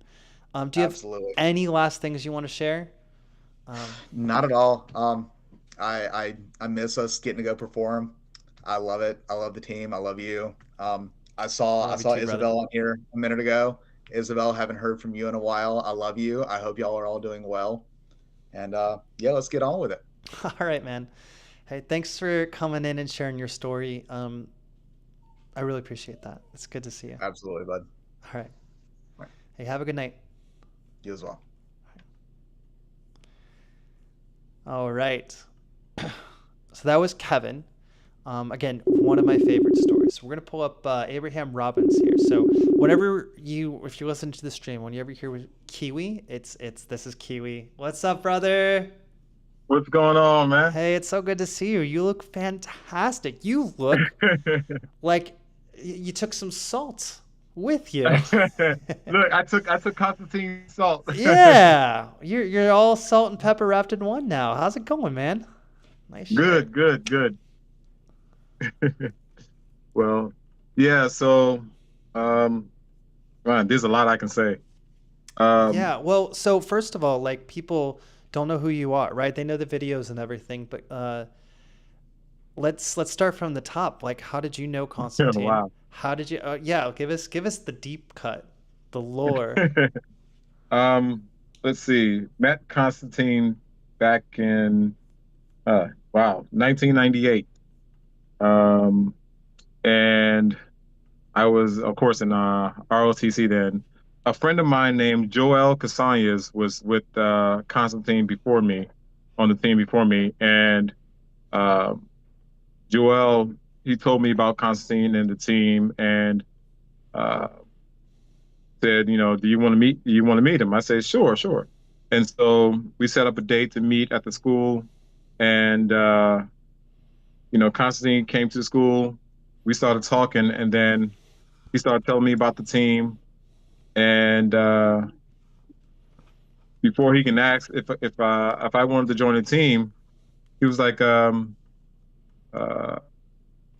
you do certain, the triple or whatever? I was like, oh yeah. So I started drilling. He was like, I guess I don't have to ask if you want to join then. And he was like, I was like, yeah, sure. And from there, it was just a brotherhood created. But yeah, it was back at T.C. Williams High School where I met Constantine. Wow. Back in '98, yeah, I know. So when did how did New Guard America get off the ground? So New Guard America, well, it was in production, kind of, with Joel and a couple of guys from the Navy, but it wasn't really off the ground yet. But once I got on the team, it was me, Joel, and a guy named Cuba, and a couple other guys from the Navy. And we were just doing performances at like Crystal Marriott Gateway, other places, hotels, high dignitaries. And I mean, and I'm talking about in small locations where the ceiling is about maybe 7 feet, and we're having to throw a really low triple. I'm talking about the lowest triple you can get in these places. And, you know, we started from there. Constantine, you know, started doing, you know, getting into planning stage as far as he wanted to go bigger. And so I told him about Daytona, because he didn't know about Daytona or anything. I told him about Daytona and the high school drill championships, and me and Joel took him there, and we went. First time we went there is when we started seeing, you know, talking to Justin, Samantha, and all the other guys, and of course we enjoyed the heck out of it, and he loved it, and from there he said it's time for New Guard America to grow. And so again, he went into planning mode, and you know, when Constantine goes into planning mode, he tucks himself away in his office, like hermits for a while. Yeah, and he just stays there for long periods of time, and started, you know, thinking about traveling and coming up with amazing routines. Now we had these, we started off with uniform-wise, we started off with milkman uniforms, what we called it. It was an all-white uniform with the blue stripe, with like kind of a Adidas. I know, I think you saw it before. I've seen them before, but I wouldn't know where to pull them up. It looked like an Adidas stripe going down the pants, but only with 2 stripes. And with the tie, kind of a white tie kind of tucked in the shirt. And we were, you know, doing performances in certain locations and just doing some filming. We went to the Greenbrier Hotel. We would do performances at the Greenbrier Hotel in West Virginia almost every year for 4th of July performance, which was incredible. Enjoyed it. But, you know, Constantine was all about, you know, history. And, you know, he wanted to learn the history of the Greenbrier Hotel because it has an underground presidential bunker underneath there. And went from there to doing other performances, and then he started digging into the travel thing. But at the same time, we recruited a lot of different people. New Guard America had, oh my gosh, we must have had maybe anywhere from 50 to more people on the team throughout the years. And but none of a more solid team than you guys. And I mean, that was like the championship team there.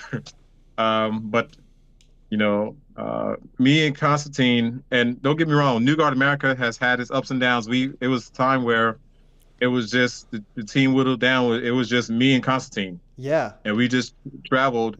Dozens of shows I've seen like that. You guys, was South Africa? Yeah, we traveled to South Africa, Johannesburg,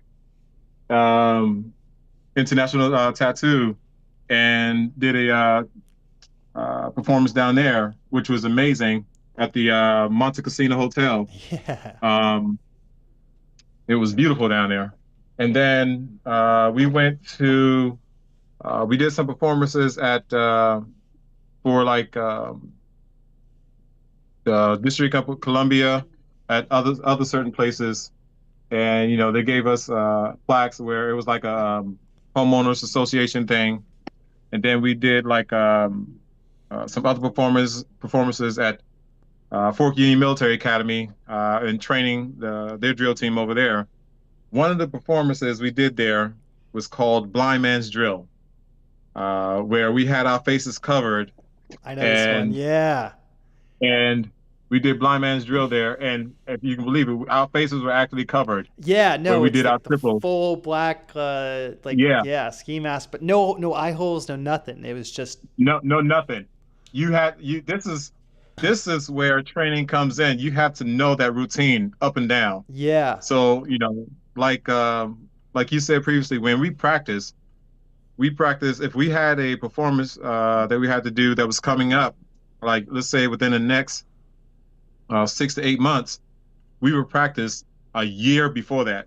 I mean, literally, practice would get grueling. And the one thing about practice is you want to practice to the point of exhaustion and then run the practice again, because that's when you're at your most, completely tired. And when your mind is just in a state of, what do I do now? I'm tired, I'm exhausted, I don't feel like doing this. But once you get past that, that's why we were able to have so much fun and still be able to kill the routine on the drill floor. And then we went to the Netherlands. I love that trip, man. Yeah, 2009? Oh, that was the one before. So we got the invite back in 2013. Yeah. Yeah. It's right there, 2009. Oh, I love that. Actually, I got a lot of these. Yeah, that was like Ali Haig era, right? Like. Yeah. Went to the Netherlands, and then went to. I can't remember where this was. Oh, that was Belgium, right? Yeah. That was during the Netherlands-Belgium tattoo. If you see closely, we're down here in the corner. Yeah, front and like just a little to the left. Yeah. So, but we had so much fun at these places, and but at the same time, we took drill seriously, and a lot of, and I hate to say this, but a lot of schools. And sometimes a lot of cadets don't take it too seriously, but we took it seriously. I mean, drill has definitely advanced, but I love the fact that you have a lot of coaches out there that's able to go into depth and how to train, how to motivate the young individuals, and it's become a job, literally. You would never think teaching drill would be a job, but it's become a job. But yeah, Constantine, when it came to drill, it's like God gave him the hook and say, "Hey, create the drill, create routine, different routines to do this." Because the routines he came up with, you would never think to, come up with. And like the 8 count, like I said, like I made the comment, like the 8 count in the routines. And the just the sweeping of the bayonet on the floor, cranial keratotomy, scrambled eggs. Let's see, the shifting triples. Names are always fun. Yeah, shifting triples was always kind of a scary move that we did. Shifting triples is crazy. I have the Bad Days in New Guard America kind of videos. Oh yeah, that was. Now I will say this: the doing shifting triples, cranial keratotomy, any of the group stuff. What was funny was I never got hurt, but and none of those. I always seemed to be when anytime someone got hurt, I was always catching the rifle. Like when Jake got hurt, remember when Jake got his head hit? Yeah, I caught the rifle. And the butt of it hit Jacob's head. And when Constantine got hurt, that was another one. But all in all, it was fun. That's how amazing the routines were. I mean, they were hard to learn, but we got it down packed. We like Kevin said, we were there until, oh my gosh, 11:30, 12 o'clock. Spotlight drill. And spotlight drill was very important for us. Because, spotlight drill was crazy. The pressure of just for the first time. And just just so everyone knows, spotlight drill. The reason why I call it spotlight drill because when we went on the performance floor at all the tattoos are what they call the tiptoe. The reason why we call it spotlight drill was when you're on the floor, you cannot see your rifle at all. Everything's going by feel. So it's almost like hence we did drilling outside just in a street light, right? Like exactly, at night, exactly. So that which is why we did it at the base, and the spotlight was just high beaming because you had to get the routine down so much that everything was just by feel. Like that first performance you showed that was in Norway with Ali in the middle, when we did the overhead spins, none of us were able to see our rifles at all. It was just by feel. So that's why I say Constantine was a genius when it came to routines and planning and just everything he did from the music. He was in his office constantly all day dealing with music. I remember one time he got so frustrated, he just walked out and he had to just take a whole walk from his house because he would get so frustrated with the music sometimes. And I mean, it was quite the trip and dealing with a lot of things. But Constantine was a master at drilling in general. I mean, yeah, there's a lot of things I can say about that. It's so wild because he's a craftsman. He's a person who learned everything the world had to offer just in case it could help drill. You know, it's not easy to invent a new type of stock that doesn't break and have a proprietary resin that does that. He learned how to machine it. It's not easy to learn how to tailor your own clothes, but he learned how to do it. Like, it's just so impressive, the scope of things that he learned, took interest in specifically for. Yeah, from him sewing. I remember when we had a uniform snafu plenty of times, and he would literally sew in the hotel room with Summer's uniform and his uniform in general. And he would walk around in his briefs a lot in the hotel room. But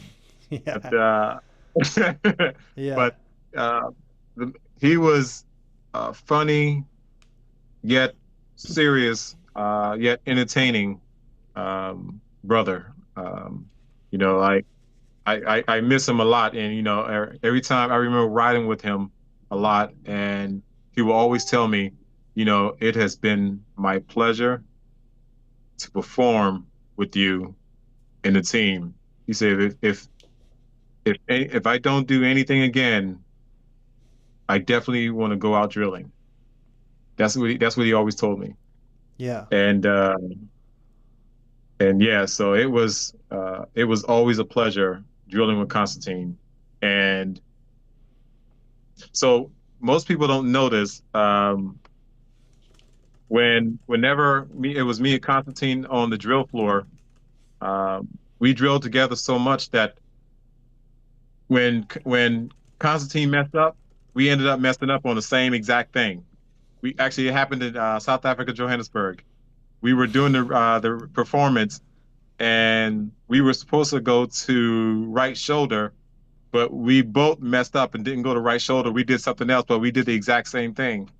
And Constantine went to do something. He went to do a move, and he hit his head. And when he hit his head, I'm still doing the move at the same time, and he hit his head. And, you know, I kind of happened to glance over. I can see he's dizzy, and so we got to a point where we were about to throw, and I kind of gave him a pause signal to just pause for a second, so we can catch our composure. And then we went on from there. But there were moments where, you know, I would play the, you know, I got your back when we performed together. Any off throw I did, he had my back. Any off throw he did, I had his back. And it was like that throughout the whole team. We covered each other's back, and and we talked on the drill floor. Even during performance, we were whispering to each other sometimes during performances, and which made it cool because the audience, you can barely see the audience out of thousands of people. You can barely see the audience, but they have no clue that we're whispering, like the throw Constantine does to me, and when he throws it back like that, and he walks around, I'm talking to him. He's like, "All right, you got this." I'm like, "Yeah, thanks for the pass. Appreciate it." And so, but it's it's always been amazing drilling with Constantine and watching his work being done. Yeah. By the way, I'll pull it up here on stream real quick. I found a milkman outfit. So just for context from earlier, you'll be able to see it on stream. But sorry, Okay. Can you show what was the paper you just held up? I kind of covered it. Drill Hall of Fame, enshrined on 7 May 2012, Mr. Constantine H. Wilson and New Guard America. That's so cool. And just so you guys know, they're not fake. Yeah. So what was that process like? I can show you a little bit about some of the submissions that came through, and everybody loved talking about the Guinness World Records. So how did you guys come up with the categories? How did you guys determine the how it was going to go and how it was going to flow? So Constantine came up with the gloves, doing it in a certain box. So he had to come up with the way to make it hard for someone to break. Drilling with white gloves is extremely hard because you have slippage, and then drilling within that what was it? I think a 4x4 box. It's extremely hard as well because anything outside, if the rifle drops or taps outside the box, it's automatically DQ. So he came up with all the that stuff as far as how he wanted set, and then he was like, okay, what do we want to do as far as records wise? He said, so think of your hardest moves and that you can execute, that you can execute perfectly. And I thought about the behind the back catch because I've been doing that for a while. I thought about the skip or hoopty drill spins, the fast spin, and then we wanted to do the shoulder toss. We did the shoulder tosses. It was me, Constantine. I got two guys from the Navy. What else? Constantine did his skip left hand spin. He did his throw. He did his overhead throw. It was just a bunch of extremely hard moves that he wanted to do that that couldn't be broken with wearing white gloves, with the bayonet rifle, and doing it within certain parameters. And then at a certain time and date. So that was fun, and that was I'm not gonna lie, it was hard doing a lot of those. But again, we enjoyed it, and there's no practicing for moves like that. Yeah. I mean, you just have to be able to execute or not. So there's no time to practice for a move like that, or so. Yeah, man, that's awesome. I love that you have everything kind of still hanging around there. Oh man, there's a whole bunch of stuff I have. Matter of fact, I have one of the treasures I have. Let me get it. That Constantine made himself. I love it. Let me see. Yes. Constantine made himself. Literally. He made this Yeah. beauty. Look at the. Oh, that's one of the ones that's rainbow metal, right? Oh, Yeah. Kiwi. Man, I remember seeing that in person and just is that was the sling dyed on that? So, yep. That was in large part what inspired the colored slings with the Drill Dojo, was knowing it was possible. Beautiful. New Guard America, model 1903R. What's the serial number on that? It is.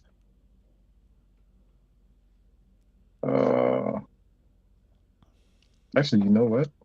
No serial number, just absolute. No serial number. It has just a regular number because each rifle he made had a number. Yeah. This one is number 14. Number 14. It's so pretty. And then, of course, I still have the first off the line rifle stock that was ever made. No way. Yeah. Dude, I didn't even think about the fact that there was a first, right? Like, I couldn't even imagine what color it is or how. Is this one of the original or the high impact, or which resin line is this? This is the original. Wow. I can do it open. Dude, this is exciting. I just didn't even know that was like something to be tracked, right? Like, that's so cool. But like, of course there was like a first one of something that popped off the line. I'm so excited right now.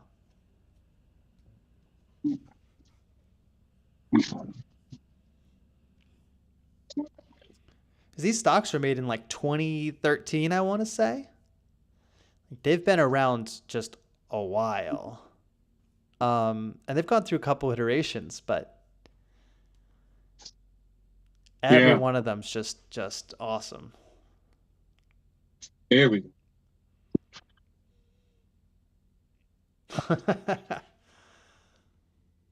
So this is from the second batch that was ever made. Really? Yeah. Dude, he nailed it like immediately. That's so pretty. Yeah, this is from the second batch that was ever made. But the very first batch that was made. Oh, wow. Very like lemon venom kind of. Yeah. That's so awesome. Yeah, so. Yeah, look at all that detail. Look at that. Yeah, what a piece. Man, it just the effort that went into everything he did is astounding. It was like you ever like waste a little bit of time scrolling on your phone and you're like, if I ever just put this to something good use, like this was a guy who put it to good use, right? Like exactly. But yes, like the one that Constantine made, the blue one, I'll go outside and just spin that and memorialize of him. I'll do like a routine that he came up with, and then the other one I'll just go crazy out in my backyard. Yes, guys, I still do some. I still drill a lot. There you have it. Yeah, what's the future look like for you in the drill? Yeah. Yeah. The thing about drill is, once you start it, you can never stop. I mean, even when you're, full-time working, kids and everything else, you still get that itch sometimes. Your rifle, you come down, you look at your rifle's talking to you like. Yeah. No, I've taken breaks for like up to a year and it's got away. It's got away. It clears the brain. It helps you focus. Like. Oh, I have to show this. The ISIS World Drill Championships. Is that the 2010 Tandem Champion winner? Yep. This is but that's second place because we lost to the Renz Wins. Yeah. Well, you guys traded that title back and forth for a little bit, yeah? Yeah, and here's another one. 2009. That was the year you guys won, right? I don't know. I'm trying to figure it out. I know you guys won tandem one year. Yeah, we won tandem one year. And then after that, we kept going back and forth with it was who else? It was someone that we kept going back and forth with. I know the Wind Twins, we lost against them one time. And we lost against the Hawaiian guys. The Kingsguard? Yeah. Yeah. Yeah, McCoy and Bolo.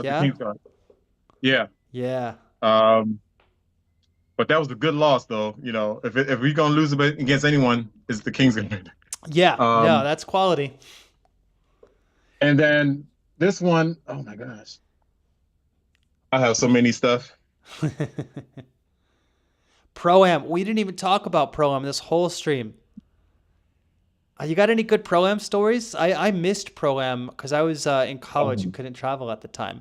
But let's talk a little bit about what Pro-Am was and what Constantine was doing with that. The Pro-Am developed out of what was called the IAXD, and that was the International Association of Exhibition Drillers, yeah? Yes, yeah.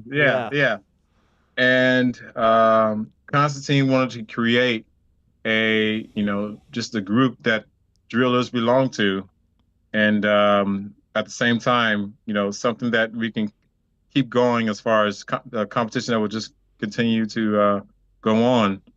And we hosted a competition, and I forgot where it was, honestly, because everyone stayed in like the same hotel building, and hosted that. And actually, Master Sergeant Yubata was there too. And a lot of people came out. A lot of drillers came out. Lauren, what's her name? Lauren. What's her name? Name start with the L. Female driller. Is it Lauren? I can't think of her name. She was Spanish. I don't think I know them. Oh my gosh. I can't think of her name, but anyway, they were like the top female drillers back then. But it was amazing just to see the talent back then from different drillers. I mean, drill went from, you had your powerhouses, you had your finesse drillers, you had your speed drillers. Yeah, a lot of style. Oh my gosh. And if no one knows yet, but Constantine's style is more, and Constantine always called his style a staccato style of drill. Interesting. Laura Yurkin. Thank you, Angel. Yeah. Okay, I do know Yurkin. Yeah. But Constantine's drill style, he always called it a staccato style, which is more, of a nice, romantic, smooth flow of the drill. But it catches your eye, though. It catches your eye, and but it's always been an amazing journey, and knowing Constantine and seeing his mind work. And when he talks to other instructors or even the producers, Constantine's going to get his way, one way or another. Yeah. When he talks to a lot of these producers, and if they turn him down, I'm thinking, I'm not going to hang around because I know Constantine's going to end up getting his way if he has to go over top of you. Like one time he wanted to. Yeah, like when he wanted to tour the it was a museum, and was it in Norway? I think. And we were doing the parade, and the mayor it was either the mayor or I forgot who it was, invited us in and for drinks, champagne, and lunch because Constantine pulled them aside because we were standing in the parade line so long, and Constantine pulled them aside and say, "Hey, you got everyone standing here. We're not doing nothing." And he talked to him quite a bit, and next thing you know, we're sipping champagne in the mayor's mansion and eating lunch. And Constantine had a way with words when it comes to, you can't win an argument with Constantine. Right. It's like Kevin said, like he's already like 3 steps ahead. He's had this argument with 4 different people, but like all in his head to know exactly where it's going to go. He comes prepared. He knows what he's going to say. He knows what the counters are going to be. Like it's incredible watching him. And you're like, when you're arguing with him, you're like, you know what? I hate to say it, but you're right. Yeah. But amazing man. To him, his wife, and his kids. I remember when he got married. I remember when when he told me Isabel was pregnant. I remember seeing the twins, first thing, and going over to his house all the time. Constantine built his own house, built a cabin. And so, you got to think this guy builds houses, writes music, writes drill routines, knows astronomy really well, extremely great at math. He was just an all-around prodigy guy. I mean, he was amazing. Yeah.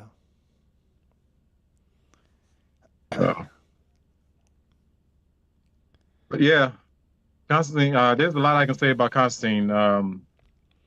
He touched a lot of lives. So, when he passed, it hurt dramatically, for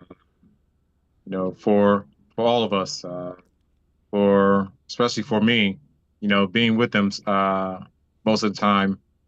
Because even when I saw him after he passed, when Isabel was the one that called me, and I actually saw him after he passed, and even sometimes to this day, I still have his cell number, his telephone number in my phone, and sometimes when I have a question or whatever, I'll find myself wanting to call him, but I'm like, oh man, I can't call him. So, but yeah, he was a great man, and definitely miss him. Yeah. No, I remember we were in the Netherlands when he opened up about having cancer. He was a little bit busy, and that was, I don't know if you remember that performance. I do. It wasn't the best. That was a rough one. Mm-hmm. That was a rough one. And that's when we knew something was wrong, right there. And but we told him, we got your back. Whatever you go through, we're here for you. So, and then it just, from there, we let him find out and get done what he needed to get done. So, yeah, no, he was always through the whole process thinking about the next show, right? And everything about it was, I'm going to beat cancer because I'm going to drill, and I'm going to drill till the moment I die. And if cancer does take me, then I'm going to be doing it drilling. And it's not a coincidence that he died within 10 days of WDC and nationals. Yeah. Right. It's not a coincidence. That was what he was there for. That's what he held on for it. He made the trip 10 days before his death, to be with the drill community one more time. I mean, you don't get to that point without knowing it's coming. And up until that point, I mean, we're talking that was May of 2017. Exactly 1 year earlier, he's coaching 12 of us to go on stage in the Daytona Nationals, in front of everybody. And it's the biggest New Guard America presentation in front of all the high school cadets, just 1 year prior. Yeah. And that was awesome. And he's coaching us. And we're talking me being 26, being like, hey, I'm getting worn out here. And Constantine be like, good, we're doing another run. The vitality he had through everything, many more shows came after his cancer diagnosis, and it never slowed him down. We were not many know this. We were supposed to go to Canada. I don't know if you remember that. Yeah, I do. Yeah, we had those we were supposed to go to Victoria, Canada, but it got canceled at the last minute. We almost went anyways. I definitely wanted to go. Yeah. Yeah, we were looking into it. But all the trips we've taken was outstanding. From Norway multiple times, Amsterdam, Denmark, South Africa. What else? Netherlands. There's a bunch of other places. It's all over the world. I mean, we watched that intro video, 2 hemispheres, 3 continents, 7 countries. And that was I pulled that from 20 knots, Man, you pulled a lot of videos I didn't think I would see again, man. That was that video with us on the field. I didn't think you would pull that one. That was amazing. That's awesome. Most people didn't know that behind the camera, my wife was behind a lot of those cameras as well. Yeah. He always pulled a friend to make sure there was a video available. Yep. Yep. So. But ever the historian. Great times, man. Yeah. No, really great times. I can't wait to get back into it. Are you you going to Daytona this year? Do you know yet? I don't know yet. I have that's one of the things I have in mind because there's a lot of stuff on our schedule that we're going to be doing. But I definitely want to try to hit up Daytona, see everyone. Of course, get some drilling near the Hilton Hotel. Yeah. Again, say hi to everyone and see the advancements of drill. So. Awesome. Yeah. Well, I really hope to see you there. Absolutely. Hope to see you guys there too. See all the old faces and see you guys. I know. I've got the salt and pepper going now. Yeah. I mean, the face looks exactly the same. If you just shaved it off, I wouldn't know the difference. Oh yeah. Now, don't get me wrong. The power's still there, though. Oh, show me.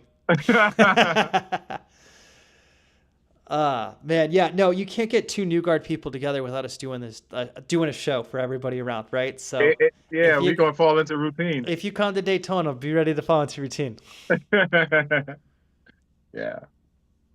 So that's awesome, and thank you so much for coming on here and sharing a little bit about your story. Absolutely. I gotta show it. Yeah. Shout out to Kevin for getting their names on this. Yeah. Thanks, Kevin. Yeah, do you got anything, any last things you want to share with us before we start heading to the Constantine Wilson Award winner and closing out stream? No, just keep practicing, guys. If you think you can't achieve it, or you can't, things getting hard, just call someone that can help you. Call someone through Facebook Messenger. Just send a shout out to anyone in the drill world. We know things get hard. We know people go through a lot of stuff. In this day and age, there's a lot going on, and we don't want you to end up in a hole so deep that you can't pull yourself out of. So, again, if anything gets hard, just give us a shout out. I don't care. You can hit me up on Messenger. I'll reach out to you. You can hit any one of us up, and letting us know what you're going through. So, yeah. Other than that, keep up the training, keep up the good work, and continue to hustle. Yeah, no, and seriously, if anyone struggles with anything, hit up any member of New Guard America. I think Constantine, whenever he met someone new, whenever he met someone old, whenever he met anybody at all, he would call them my friend. And I think that mentality, my friend, has, he infuses it into everyone he touches, right? So all of the New Guard America guys, if you're in the drill community, you're our friends. Absolutely. So, Kiwi, it's great to all see right, guys. you. Great to see you too, Adam. I still have some wristbands, by the way. Yeah, me too. I can't get rid of them. Great to see you, and you guys take care. All right. Thanks. All right. Bye. All right. That was Abraham Robbins. We did not do the winner yet. We are just about to move on to it. We're just about to announce it. Let me catch up on chat. I've been interviewing people for a little bit.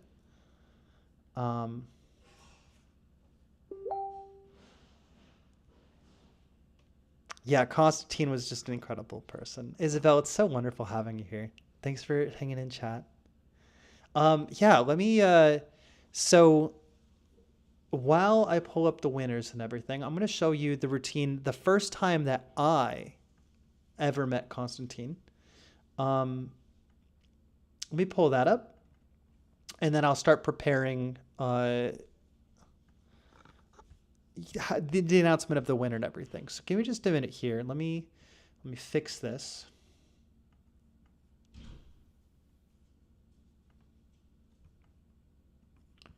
Okay, let me...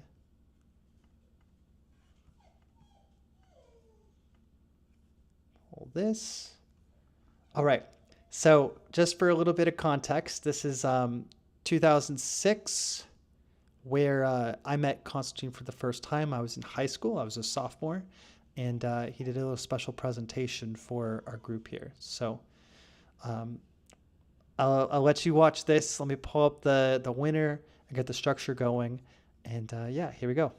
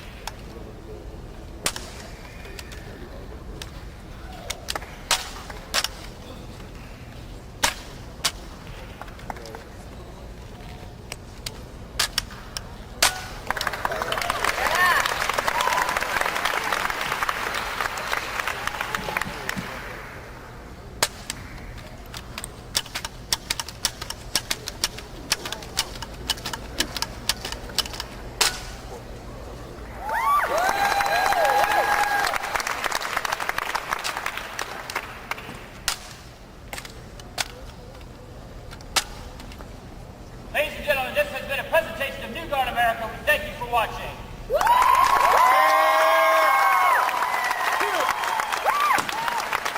The fact that they can do it is impressive. The fact that they can do it that effortlessly is just amazing. Gentlemen, Constantine Wilson, Abraham Robbins from New Guard America. And that was where we met. So, let's get on to the Constantine Wilson Award. So our winner was chosen for the amount of work and effort that they put into their application. So we'll go over the finalist list here as a shout out in a form of, this is going to be an annual award. It's going to be an annual type of stream or event that we're going to have in honor of Constantine. We're going to have the Constantine H. Wilson Award again. So please, if you're watching this and you don't win, learn. This is for high schoolers, right? And it's for high schoolers who have a lot of heart. And this was kind of filtered through me and filtered through the New Guard America chat and shared with Isabel. We all came to the determination based off of the parts of the application that we saw. And so let's pull up real quick before we get into it. The Constantine Wilson Award. What participants needed to do was perform independent research on New Guard America. What information they found most surprising, valuable, or insightful. They had to answer what their biggest success was on drill team. Given as much money as time required, what contribution would you make to help advance the drill community at large? And after high school, what do you plan to stay involved with the drill community? So this is in part to gauge, and then they have to upload a video, right? So it's to gauge, one, let's do some history. Let's go gather our resources and find more information about New Guard America. And so how much effort went into that? How much do you care to learn about drill history, right? Your biggest success on drill team, what we were looking for there, wasn't just accomplishments, but we were looking for challenges that you overcame, right? So I was interested in looking at, all right, when we think about, what do you think about when you hear the word success? That's a huge deal. And that's a huge deal to New Guard America because we've made mistakes on the pad. We've dropped on the pad. We've done all sorts of things on the pad. And we still think some of those things are successful, right? Because sometimes success is looking after one another. Sometimes success is being a part of something bigger than yourself. Sometimes success is failing and then going to the next show and doing it better, right? Then the last two questions are definitely involved about people who want to make contributions to drill, right? This is a community. We want the pipeline to be very clear of high school to post-high school. As far as the video wasn't about skills, right? Skills played a part in our decision. We definitely watched the videos. We definitely combed through them and weighted skills versus the other things. But, as we talked to Kevin today, right? It's not about the skills. It's about the heart. It's about the effort you put into it, right? As we talked to Kiwi today, it's about your family, about being together with other people, right? So we took all of these things into consideration. Let me go ahead, pull the SoundCloud back up, get some music going here, and I will announce the winner. So we'll do Constantine's background music here. Our finalist list, right? So the winner's not in this list. If you are here, I wanted to give you a reasonable shout out. Okay, so Nathan, thank you so much. You did wonderful work here. What I really, really liked about it was that you brought up faith in God. And Constantine Wilson believed that God was in everything and everyone and every moment of time. So I really liked that. I think you had a really good application about being with other people. This was a really strong contending. You really reached out to River City. You really want to be a part of the community in the future. You were a very, very strong contender. And you'll understand the winner when you see it, right? Bryson Maples, you did a really good job. I would like to see more of your own work here, right? You went into the website, you clicked through, you found what the NGA logo meant, And you sourced it. Thank you so much for sourcing it. I would have been really angry had you not sourced it. But I do want more of your own stuff, right? This is a copy paste of the information. So for next year in the future, what the logo means to New Guard America, like how does that impact you? How does it make you think about your logos at your school, right? Why is it important that the star resting of the eagle represents Christ, our Lord and Savior, who is the drill master that watches over and guides us? Like, why is that surprising, valuable, or insightful to you? How does it affect you? And what does it mean for your understanding of New Guard America? So that's kind of why your application was in the finalist list, but didn't kind of go through. Nick, you had a wonderful job. You did some really interesting depth, like pointing out the U.S. Navy Ceremonial Honor Guard drill team, who's choreographer and instructor there. Amazing. Like that's the kind of digging that we're looking for. I'd like a little bit more though. Bryson Rush, you had a very, very strong, you were a big contender for video especially. So let me pull video here because I think you have a very strong skill set. I think that's going to serve you extremely well.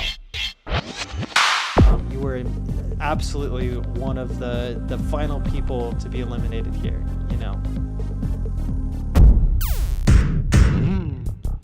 So great style, very smooth. Your hand pins are there. I fast forward to exactly the wrong spot, but right, there's a lot of talent here, and the talent's going to carry you a long way. I think. You know, with regards to the application, though, you'll understand when you see the winner. You know, I like that you put how this kind of impacts you or what you think about here. We'd like to see more about how you work with other people, how you think about other people, right? And Evan, you are also a wonderful contender here. Overall, this was a very high-level application. I like that you brought in family. Constantine is about family. He loved his family. His family's here in chat, right? We're all his family, you know. So I think that was the strength here, was that you really understood. It seemed that his family was important. And that brings us to our winner. And so if you're watching this and looking at this and you want to know what we're looking for in the winner, congratulations to Caitlin Maxson. You put in a lot of effort here. So we're going to read this whole thing. So the independent research on New Guard America. Let me lower the volume here.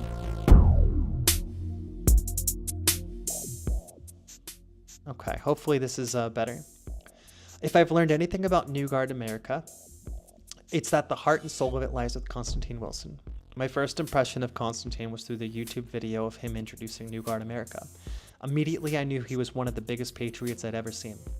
Then, after talking with Andres Ryan, I learned that he truly was a jack of all trades. From music to uniforms to drill itself, if he wanted something, he made it happen.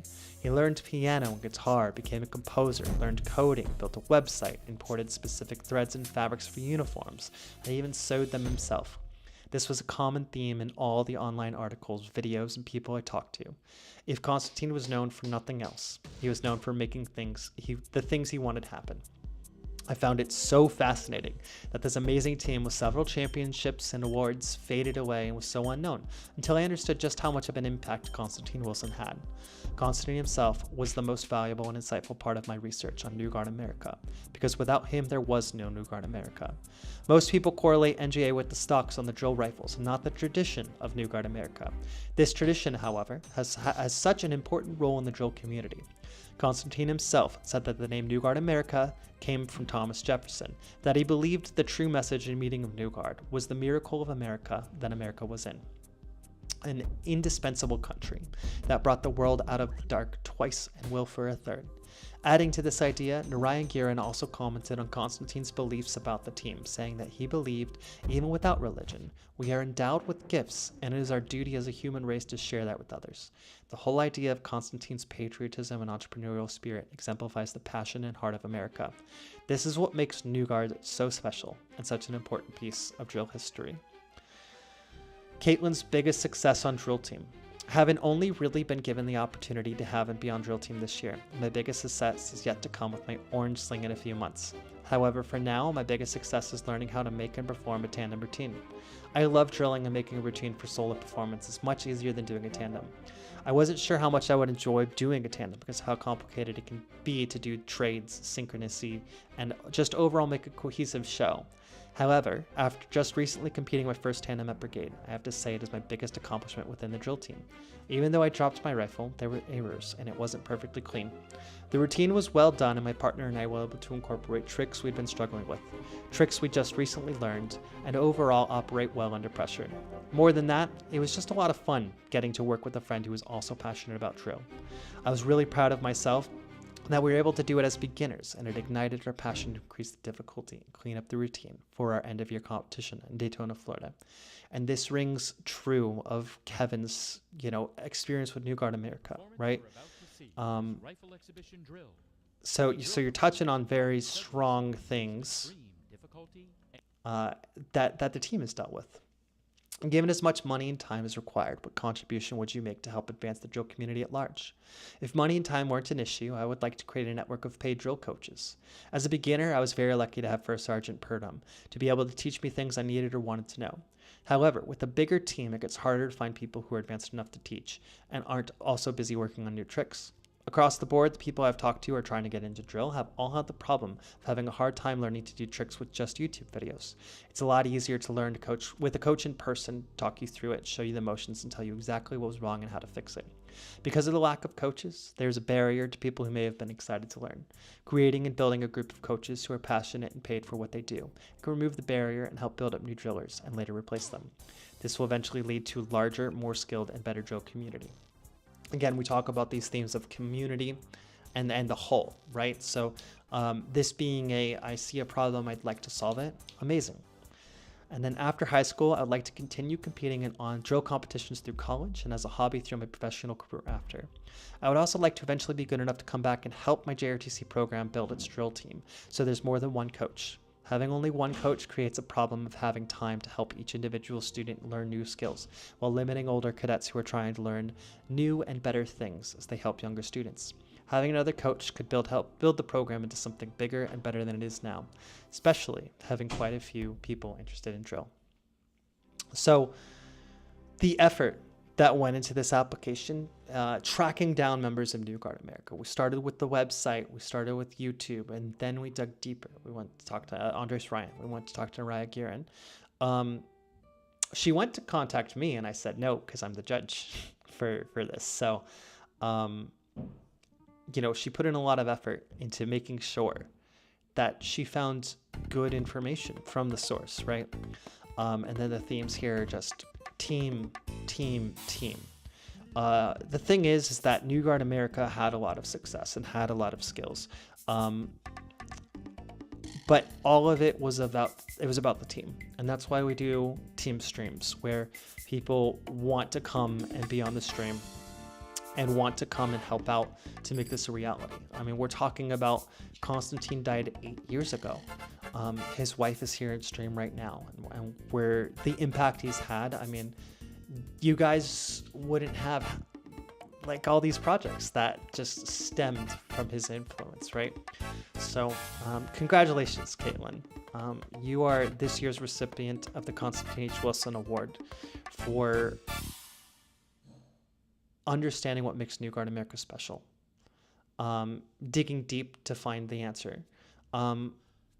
Your skills, you're still a yellow sling moving on to orange sling, but I have no doubt that you are going to return to your high school to coach. I have no doubt that you're going to make a difference for people who need you to make a difference, right? And I think we've spent a lot of time on stream talking about how Constantine was an amazing soloist, an amazing performer.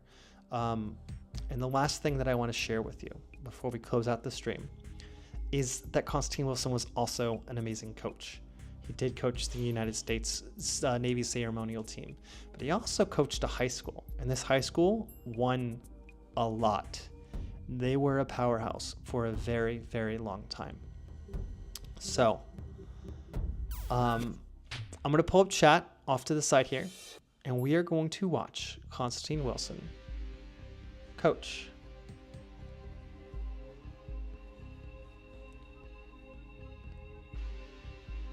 And then we're going to say goodbye for the night. So please enjoy Marby Unarmed Exhibition Drill Team Practice 2009 with Constantine Wilson.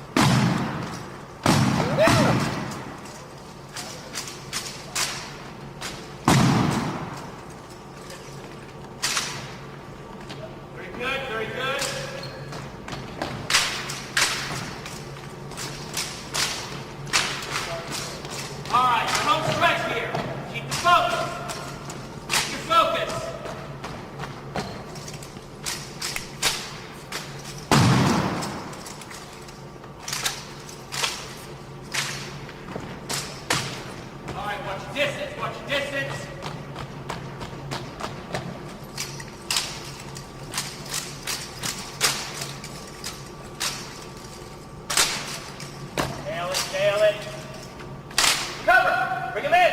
Good point. Set. On. Now we're talking, gentlemen.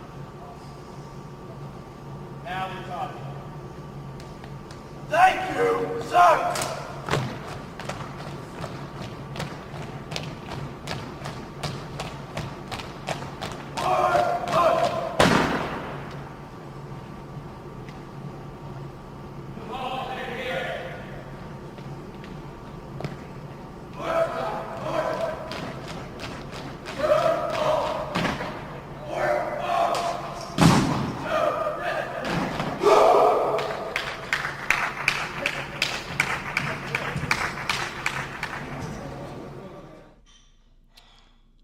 Just how positive he is.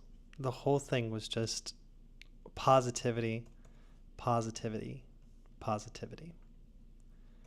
So thank you so much for being here, guys. Caitlin,